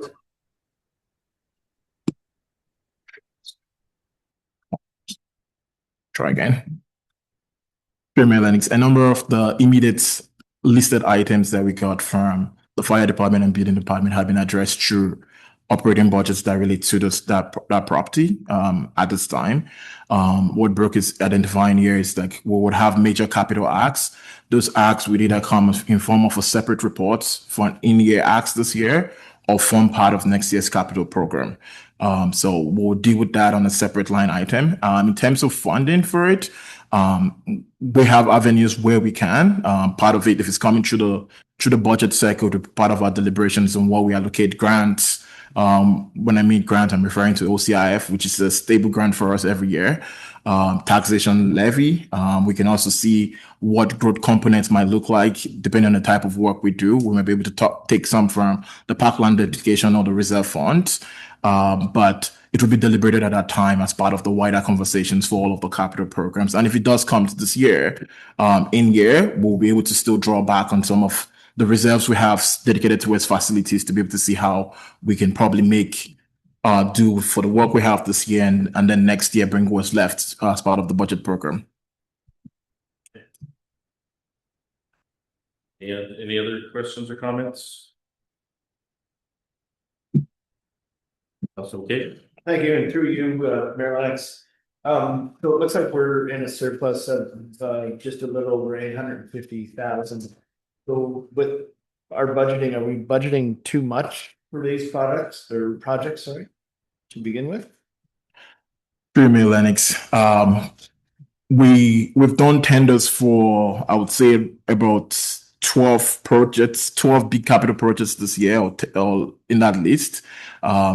If you take the exception of the Clark Street project, we're at about 5% of the budget itself, which is well within industry mark for contingency funds. The developers or the contractors will either come above or below those numbers from time to time. Clark Street was an outlier this year. Our engineering estimate came at the number we had in the budget, and the bids we received through from contractors was, well, I call it favorably below what that estimate was to Township, and that's why we have that number. But taking that exception out, the difference is about, we're only favorable about $270,000. Don't get me wrong, I love when projects come in the budget, but just was curious. Thank you very much. Any questions or comments? Councilor Birch? Yes, so just one more comment. If we were to tender these projects, are we anticipating that they will be competitive tenders? I mean, part of the reason we formalize the yearly budget is so that we can sort of get out of the gate early and get competitive pricing. And obviously that seems to be working based on this report. So if the tenders are not competitive, will we still proceed with these projects, or will we add them to the budget for 2027? Jerry? Mayor Lennox, for the projects being considered, we would go based on what our policy for procurement states. The dollar amounts that are above the $100,000 threshold will all go back as competitive tenders. The ones who are below that mark will do the RFQs, where we're getting multiple quotes back to be able to win. And I think our policy calls for three quotes for those numbers, below 100,000. So we're going to be doing that for the process. So they're all going to be competitive, but at varying levels. Some of them will be RFQs, some of them will be RFQs. And if for whatever reasons they are above the acts right now, we would have to come back to council to ask for the difference or defer the project. But you only give us authorization at this time to spend what has been listed in front of you. Any other questions or comments? Okay, call the motion then. All those in favor? It's carried. Thank you. Move on to the development charges background study, and the recommendation that we have is that the Council of the Corporation of the Township of Wellington North receive report finance 2026-11, 2027 development charges background study update for information. Could I get a mover and a seconder, please? Councillor Rankin and Councillor Hearn, thank you. Questions, comments? Councillor McCabe? Thank you. Through you, Mayor Lennox. Just curious how this study will dovetail into the program that the feds and provinces are rolling out with a decrease to development charges that we have applied for. Through you, Mayor Lennox. We're operating as business as usual right now. The applications we put out at June 1st had called for some form of confirmation, so signatures happened by August 15th. Today is August 10th. We've not heard anything back from the province. So our existing bylaw expires in March of 2027. So staff needs some time to be able to start going through that process, and that's what we're intending to do now. Okay. Thank you very much. Any other questions or comments? All those in favor? That's carried. Thank you. We'll move on to 17D2. This is a borderless response agreement with the recommendation that the Council of the Corporation of the Township of Wellington North receive. I did put it down as you wanted the technical rescue services. So they're both here. Yeah. I my mistake. Sorry. So we'll back D1 and D2. We'll back Thank you. up to D1. This is the Technical Rescue Services Agreement. With the recommendation that the Council of the Township of Wellington North receive report fire 2026-007, and further that authorizes the mayor and clerk to sign the agreement for specialty rescue services to be provided by Center Wellington Fire Department. Moved by Councillor McCabe, seconded by Councillor Burke. Questions, Councillor McCabe? Yes, thank you. How did you know? Through you, Mayor Lennox, I guess I have two questions for the fire chief. How is it, and this is just curiosity more than anything, how is it that Mapleton doesn't have a water rescue team, seeing as Conestoga Lake is there, and like unlike Damascus Lake where we can't use it really, Conestoga Lake's open and extremely busy through the summer and spring and into the fall. I'm just kind of surprised that they don't have a water rescue team now. Through you, Mayor Lennox. That's a great question, Councillor McCabe. There's a couple of things that go into it that made us get to this decision, but the two major ones are data. Our data shows that we're not doing very many rescues on the lake. Oh, okay. So we crunched a lot of numbers and did a lot of data for what we have. The bigger reason is since we switched to NFPA guidelines and mandatory certification, it would take over 140 hours to get all of our firefighters certified to become water rescue technicians. And that's on top of the training we already asked them. So we approached the firefighters and we had long discussions with them. And most have said at this time, we just can't do that much training. That it would equal up to 10 to 12 weekends they'd have to give up in a year to get the training done, to get to the technician level. So at this point in time, it makes more sense for us to sign the agreement with Center Wellington and have them perform the actual rescue. That doesn't mean that we're not going to attend the call. It means that we'll be there and we'll be trained to the operational level so we can set everything up, get everything ready to go. And then when they arrive, they would perform the actual rescue on the water for us. So, all right. Thank you for that. Got a quick follow up. And again, through you, Mayor Lennox. So if, and I hope we don't have to use the Center Wellington water rescue team, what's their response time going to be like at the top end of our township in, say, Mount Forest or to Damascus Lake? It definitely will be lengthier. They will be dispatched because we're with the same dispatch in the same county. They're going to be dispatched the exact same time as us. So they will be on the road the same time. But it's just a matter of drive time from Fergus to here on Highway 6. So probably half an hour, 40 minutes would be the actual response time is what we're guessing. But considering the circumstances, that's the best we can do for what we're facing right now. Okay. All right. Thank you. Any other questions or comments? All those in favor? That's carried. Thank you.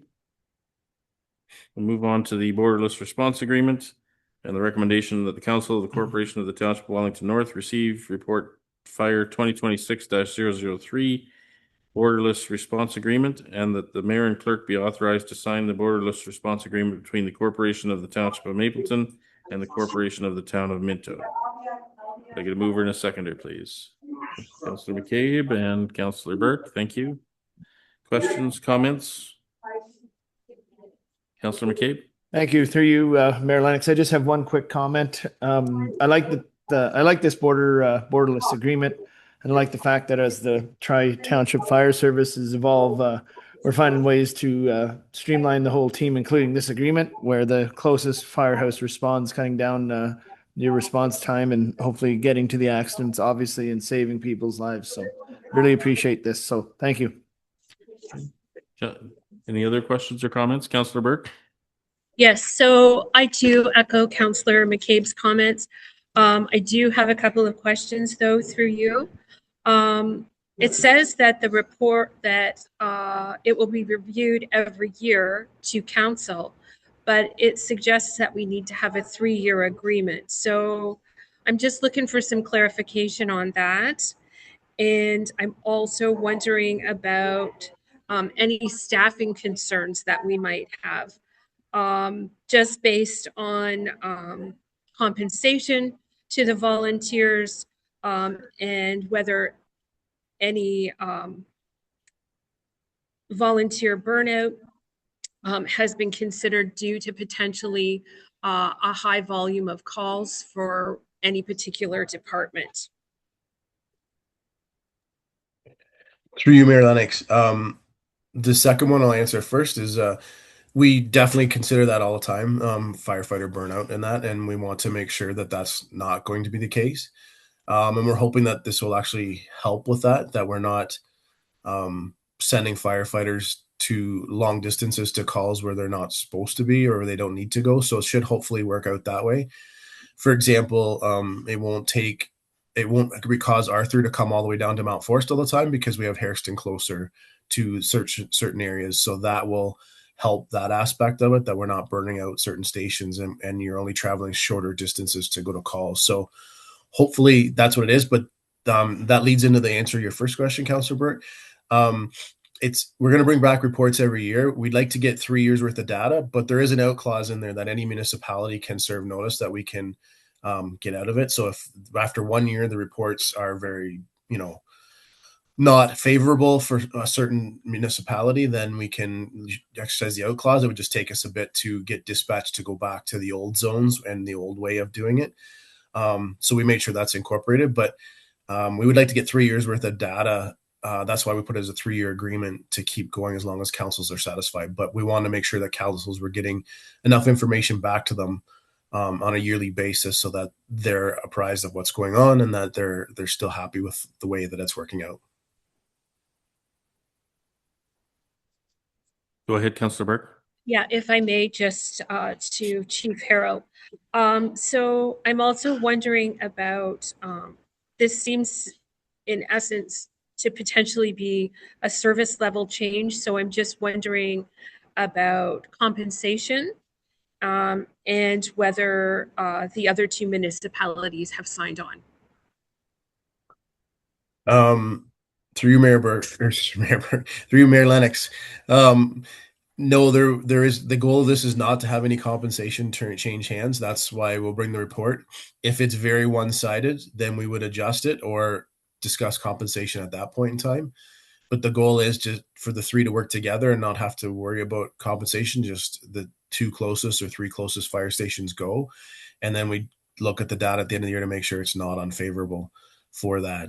So that's the goal of it. And sorry, I forgot the second half of your question. whether Minto and Mapleton have signed on Oh, to right. the agreement. Yeah, sorry. No, I take this exact same report to their councils tomorrow, one in the afternoon, one in the evening. So by tomorrow night. But early indications are that everybody has similar comments to what you have, is that it's a good idea and it makes sense to have the closest fire stations get to somebody quicker if we can manage that. Anything further, Councillor Burke? No, nothing further. Thank you. Okay. Any other questions or comments? All those in favor? That's carried. Thank you.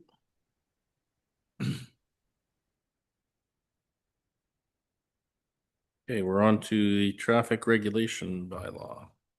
So this is 17E1.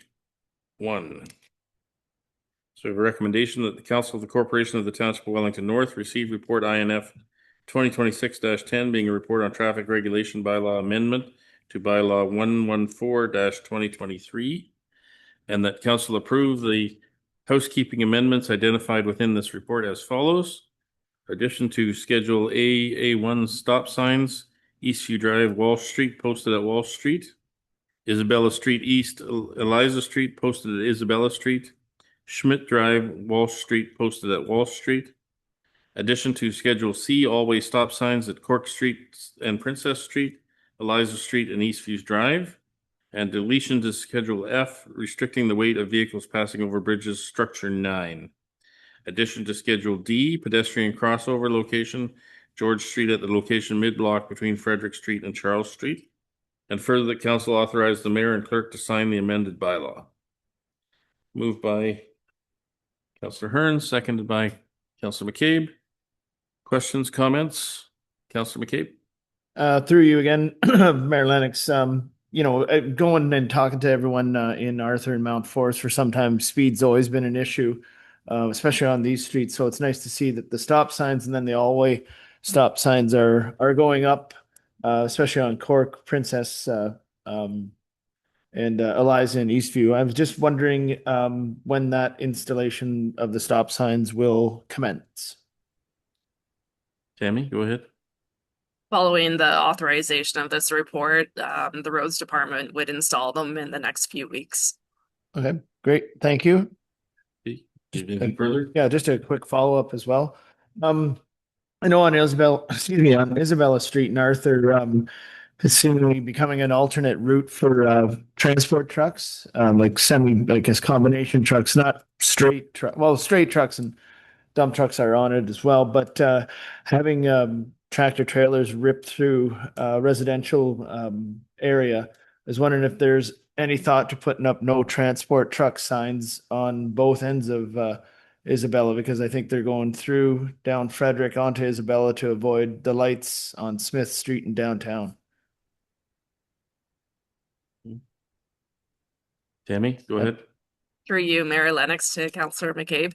We'll be completing a transportation and mobility master plan. Within that, we'll be reviewing all the traffic data that we have and providing recommendations on it. Okay, all right. Thank you. Okay, any other questions or comments? All those in favor? That's carried. Thank you. We're on to Eliza Street cost sharing agreement. And the recommendation is that the Council of the Corporation of the Township of Wellington North receive report INF 2026-12, being a report on the cost sharing agreement with Sarah Properties, Inc., Eliza Street, and that council agrees to the cost sharing of Eliza Street reconstruction, with the township's cost being at a cost of $622,800 plus applicable taxes. And further, that council approve a budget of $622,800, which will be included and assumed pre-approved within the 2027 capital budget for the reconstruction of Eliza Street as council directed project. And further, the council authorized the mayor and clerk to sign the bylaw to enter into the cost sharing agreement with Sarah Properties, Inc. in the form or substantially the same form as the draft agreement.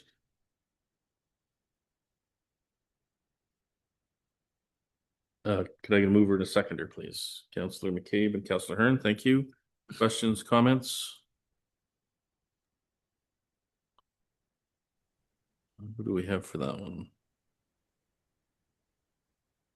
Councilor Rankin? That was related, so that was also related to the bylaw. This is the associate, yeah, so bylaw. 073/2026. This is the report that pertains to that. Okay.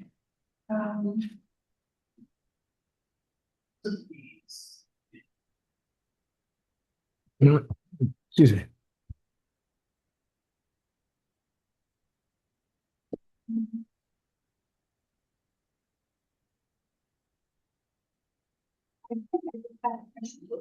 Sharing all that.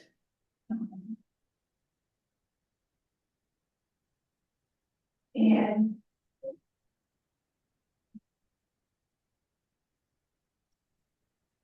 that's related to it. The next report is the site alteration for them. 7.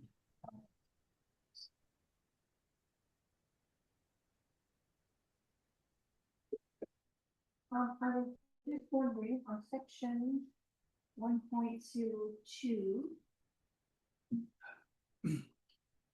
It has tree protection for 100%. And then on 1.05, you're talking about removal of 1,000. What the estimated quantity is 1,000. Okay. What 1,000 what? I'm not sure. Can you help us with this one, Tammy? Sorry, there was no audio on the virtual side. Okay. So the question is regarding tree removal.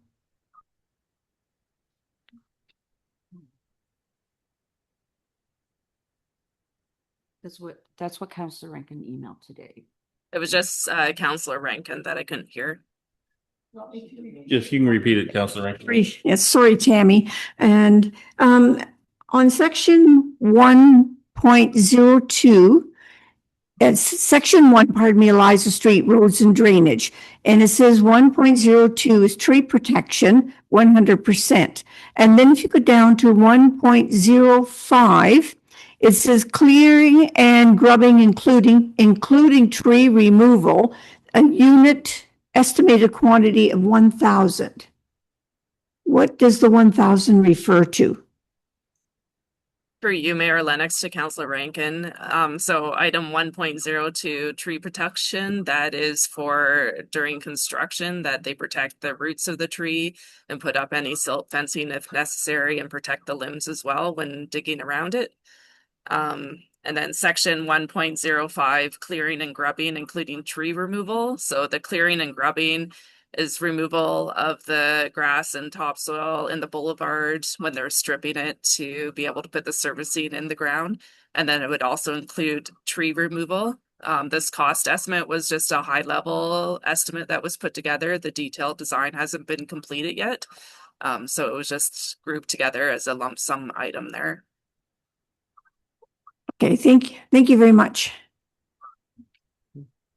Any other questions or comments? Okay, all those in favor? That's carried. Thank you.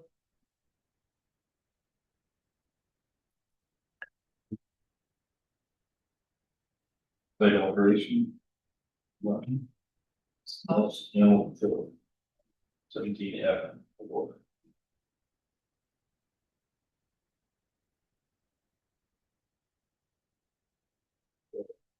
It's the animal control contract with the recommendation that the Council of the Corporation of the Township of Wellington North receive report CLK 2026-12, being a report on the animal control contract, and that the mayor and clerk be authorized to sign the bylaw to enter into an agreement with R&R Pet Paradise for animal control services. Moved by Mr. Heron, seconded by Councilor McCabe. Thank you. Questions, comments? Councilor McCabe. Thank you. And through you, Mayor Lennox, I have just a real quick question. With this report, do we pay R&R the what will be $1,300 a month, whether we use them or not? Review, your worship. Yes, we do. But attached to the report, it gives you the 2025 monthly statistics, month by month that he's done. It also talks about all the dangerous dogs designations. And actually, I just got one in after this report was submitted. Also, when we started with R&R in 2016 to 2018, we were paying $1,916. Between 2018 2024, it went up to $2,500. And then when we stopped licensing dogs with DocuSign, we amended our canine control bylaw, and a lot of the things that Pet Paradise was doing for us, like making sure tags were sold, limit to 3 dogs, poop and scoop, barking, noise, that kind of thing, were taken out. So it's been reduced from $2,500 a month to $1,300 a month. Good deal. All right. Thank you. Thank you. Any other questions or comments? Councillor Rankin? Everybody will get a turn. I was just wondering, the parties are agreeing to, and number 7 has any vet services required, pardon me, for dogs picked up to be assumed by the township. Any of these services that the township is picking up, do they have to be reimbursed before the pet is released to the owner? So yes, if we know who the owner is, if the dog has a tag on it or chip that they're supposed to be, Pet Paradise will have the owner go directly to the vet for payment. If it's an emergency and we can't locate the owner and the animal's in distress, Rick would authorize that the bill will be paid. And if we can't locate the owner, then we pay it. But from when we first started with Pet Paradise, we now have gone to more of a user pay system where if there's a dangerous dog designation, there's a cost to that gets billed to the dog's owner. If there's, what was I thinking? Oh, kennel inspections. They now reimburse us for kennel inspections. So it's more revenue neutral than it used to be. But there are times where an animal just needs some vet care. And if we don't know who the owner is, it would be cruel not to do it. So at times we do have to pay. Thank you. Councillor Hearn? Yeah, I didn't have a specific question. I just wanted to comment that we are really lucky, and I think R&R does a really, really good job. I had to call, I think, a couple of years ago because I had a stray dog, right? And he showed up really professional, really quickly, first thing in the morning. And I don't think it had tags on it, but he already knew where this dog was from. So I guess it must have had another story, but he was very professional. And I think we're extremely lucky to have someone so competent here. Thank you. Any other questions or comments? Okay, all those in favor? That's carried. Thank you. We'll move on to the municipal tree program. 17F5. We have a recommendation that the Council of the Corporation of the Township of Wellington North receive report CAO 2026-13 municipal tree program update for information, and that Council rescinds the tree removal policy 27.15, and further that Council adopts the following policies: municipal tree inspection and maintenance policy and municipal tree removal policy, and further that Council receives for information the following standard operating procedures: municipal tree inspection and maintenance standard operating procedure, and municipal tree removal standard operating procedure. And further, the Council authorizes the Township to enter into a memorandum of understanding with the Mount Forest Green Team to establish a collaborative partnership between the Township and the Green Team. Could I get a mover and a seconder, please? Councillor McCabe, Councillor Rankin. Questions, comments? Councillor Burke? Thank you. And through you, Mayor Lennox, I just wanted to thank staff for the report. It's very timely as this summer, spring and summer seems to have been quite busy with tree requests and concerns within the community.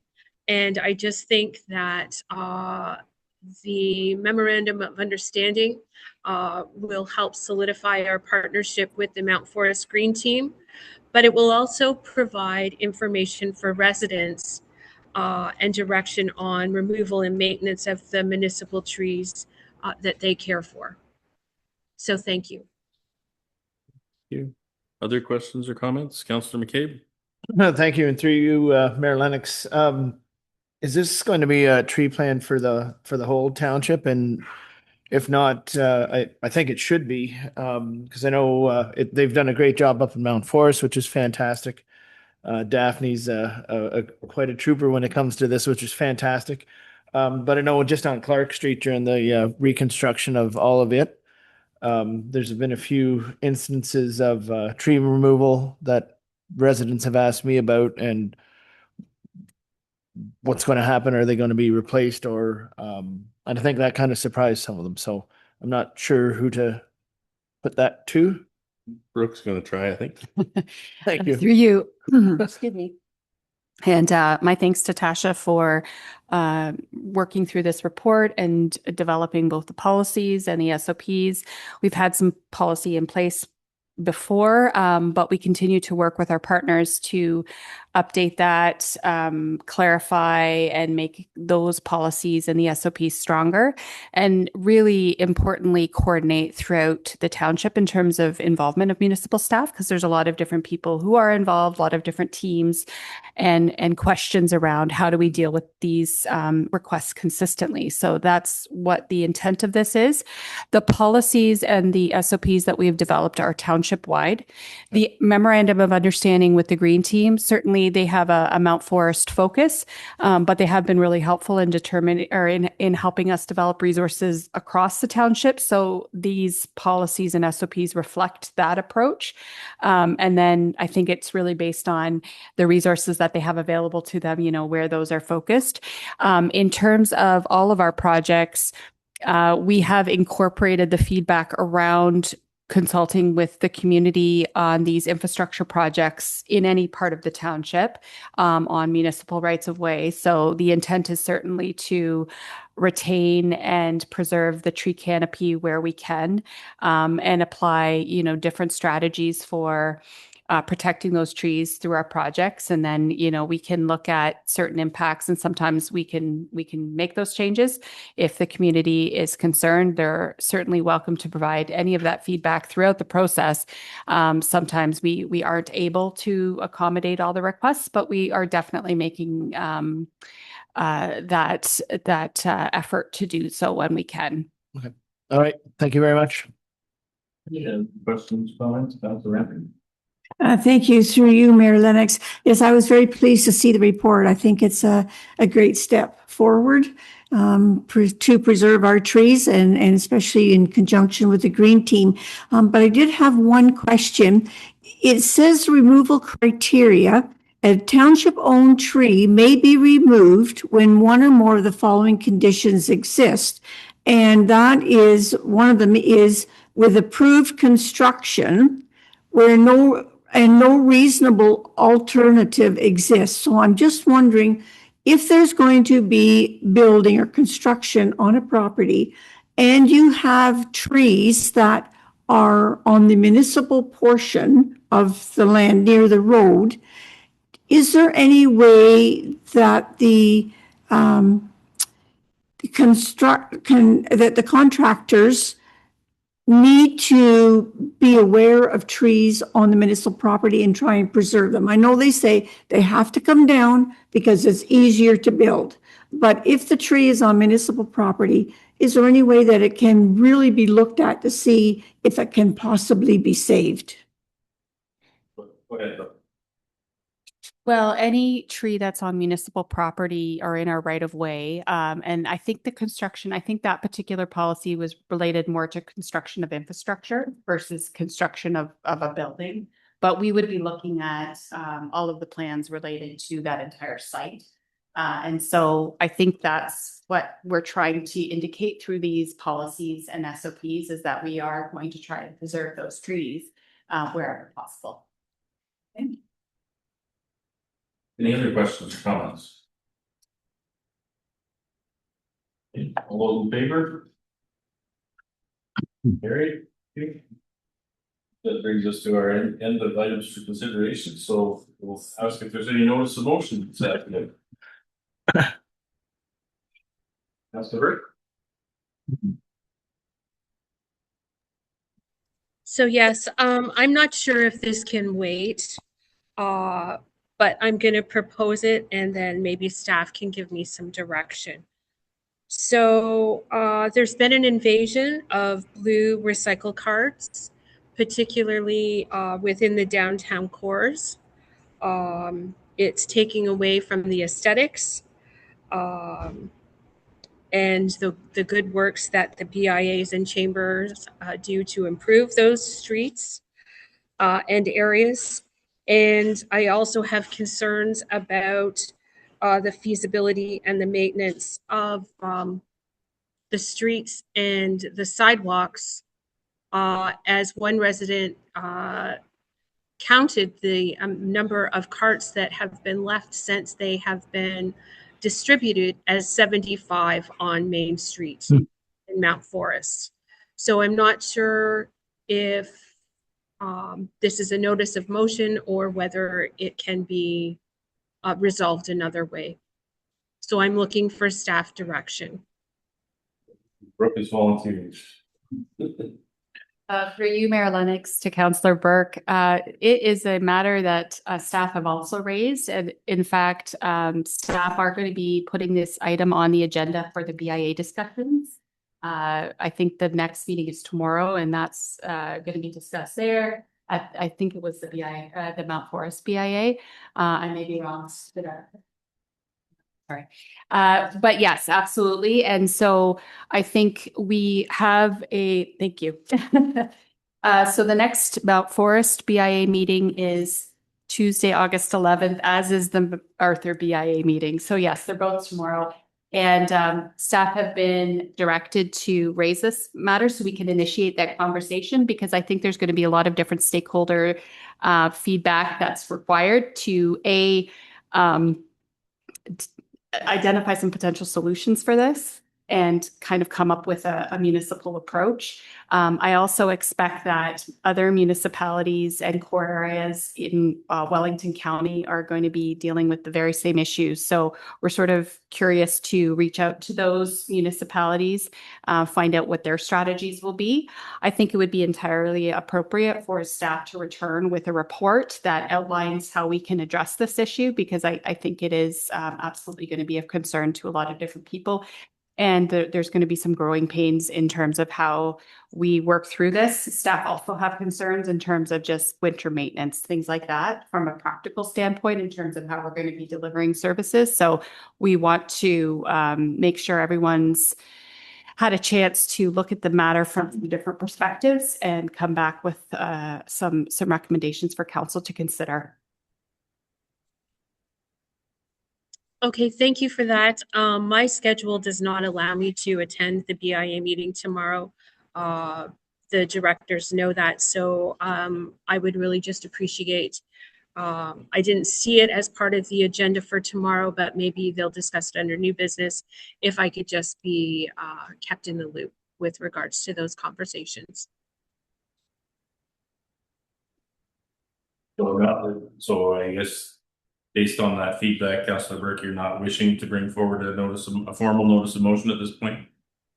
Well, I think based on the conversation, if we've already reached out to the BIAs and Brooke has alluded to the fact that there is a report coming, at this time, I don't think it's necessary for a notice of motion. I just wasn't sure whether there had been contact with staff and wasn't sure how to go about raising it. So I thought maybe a formal notice of motion would be required. Want to be clear, thank you. Any other notice of motion this afternoon? Okay, we'll seeing none, we'll move on to community group meeting report. Does anybody have anything they'd like to report on? Councillor McCabe. Thank you. Next week will be at AMO. But before that, there's a Taste of the Garden going on Thursday, August 13th from 6:30 to 8:30 p.m.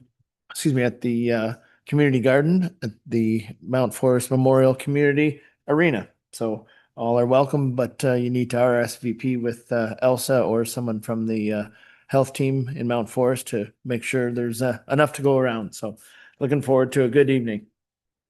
Thank you. Anybody have anything else they'd like to report on today? Councillor Burke? Yes, so just through the Mount Forest Aquatics fundraising committee, we are working on the Christmas flocking tour.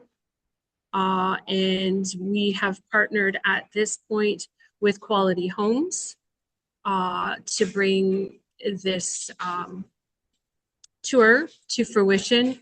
So stay tuned for more details, but I can share that with you, and I wish I could bring up my calendar, but the event is in November. So stay tuned. I will bring more details at the next council meeting. Okay, thank you. Any other reports anyone would like to make today? Okay, we'll move on then to bylaws. Do we need to pull any bylaws out that you're aware of? No, Councillor Rank had wanted discussion on 73, which was Eliza Street cost sharing, and we've discussed that. Okay. So I have a recommendation here that bylaw number 63, 64, 66, 68, 69, 70, 72, and 73-2026 be read and passed. Can I get a mover and a seconder, please? Councillor Hearn and Councillor Rankin, thank you. Any discussion on any of those? All those in favor? That's carried. Thank you. I think that brings us to a cultural moment, doesn't it?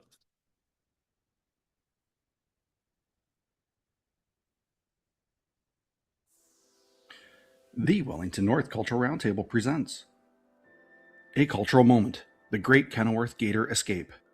Over the years, several unique animals have wandered the Kenilworth countryside. However, one of the most unique occurrences took place in July 1933 when the Arthur Enterprise News reported alligator at large in Arthur Township. Prompted by curiosity or bragging rights, a 20-year-old H. Gordon Green imported 2 6-foot-long alligators from South Carolina. He thought it would be fun to be the first in perhaps all of Canada to raise alligators. Green kept the alligators safely chained up at his parents' dairy farm on the edge of Arthur and fed them a diet of fish and liver, explaining they would only eat on hot days and they would lie dormant during the winter. It is unclear what his parents thought of him raising alligators, let alone how the resident dairy herd felt about their new companions. In early 1933, Green moved to Kenilworth to a rented boarding house while he worked at becoming a tanner and fur dealer, and he decided to bring one of the alligators with him. It was that July that the female gator made her escape from her garden enclosure. Word quickly traveled through the township, but not as quickly as the gator. Alligators had evolved over 36 million years to become skilled and instinctive hunters, as well as to be patient and well camouflaged. Needless to say, she vanished. The locals kept a close eye on their livestock, pets, and young children. The male alligator mate left in Arthur was brokenhearted by the separation of its mate and continually made a mournful call all day and night, which was noted to be heard for miles. He was promptly shipped to Stratford Normal School to be used for zoological studies. Meanwhile, the female gator steadily migrated along the Arthur Township creeks and streams southward. Reports from the Kitchener Daily Record are to be believed. She would soon find a more suitable habitat in the Grand River marshlands near Waterloo. According to an article in the July 27, 1935 issue of the Record, 2 locals were emphatic in their claims that an alligator, about 6 feet long, mostly green with a foot-long chain around its neck, had been seen across from the Seagram Race Stables on Bridgeport Road. Concerned for public safety, officials scoured the properties along the wetlands but found no footprints or other evidence of a large reptile. Police Chief Clark declared all the alligator sightings a hoax. Throughout the rest of 1935, humorous references of the reptile were in the local newspaper, but residents in the area remained on high alert. It may have been that the alligator felt unwelcome in Waterloo, so she moved downstream to Breslau, where numerous reports of a strange mammoth monster was invading the placid waters of the Grand River near their homes. These many sightings happened for years after Green's gator escaped. This information stirred the souls of various sportsmen. That June, a half-dozen prospective big-game hunters landed in Breslau, armed with poles, fresh meat, rifles, shotguns, hatchets, and every other conceivable object that might be used in landing the monster. The alligator lived to see another day. Despite countless sightings, searches, and tall tales, Green's gator remained elusive.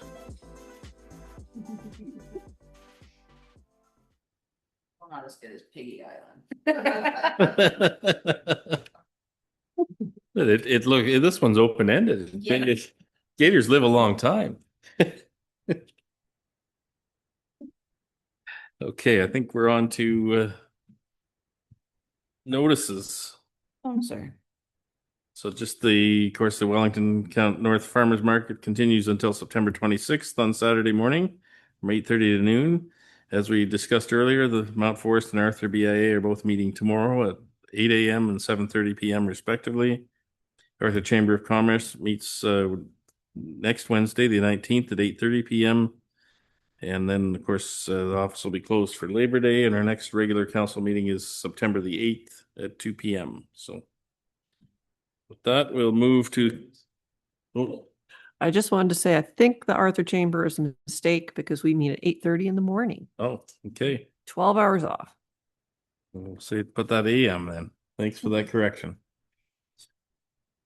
We'll move to our confirming bylaw. We have a recommendation that bylaw number 74-2026 being a bylaw to confirm the proceedings of the Council of the Corporation of the Township of Wellington North at its regular council meeting held on August 10th, 2026 be read and passed. Moved by Councillor McCabe, seconded by Councillor Rankin. All those in favor? That's carried. Thank you. And adjournment is all we have left. A recommendation that the regular council meeting of August 10th, 2026 be adjourned at 4:32 p.m. Moved by Councillor Burke, seconded by Councillor McCabe. All those in favor? Thank you. That's carried. We are adjourned. Thank you, everybody.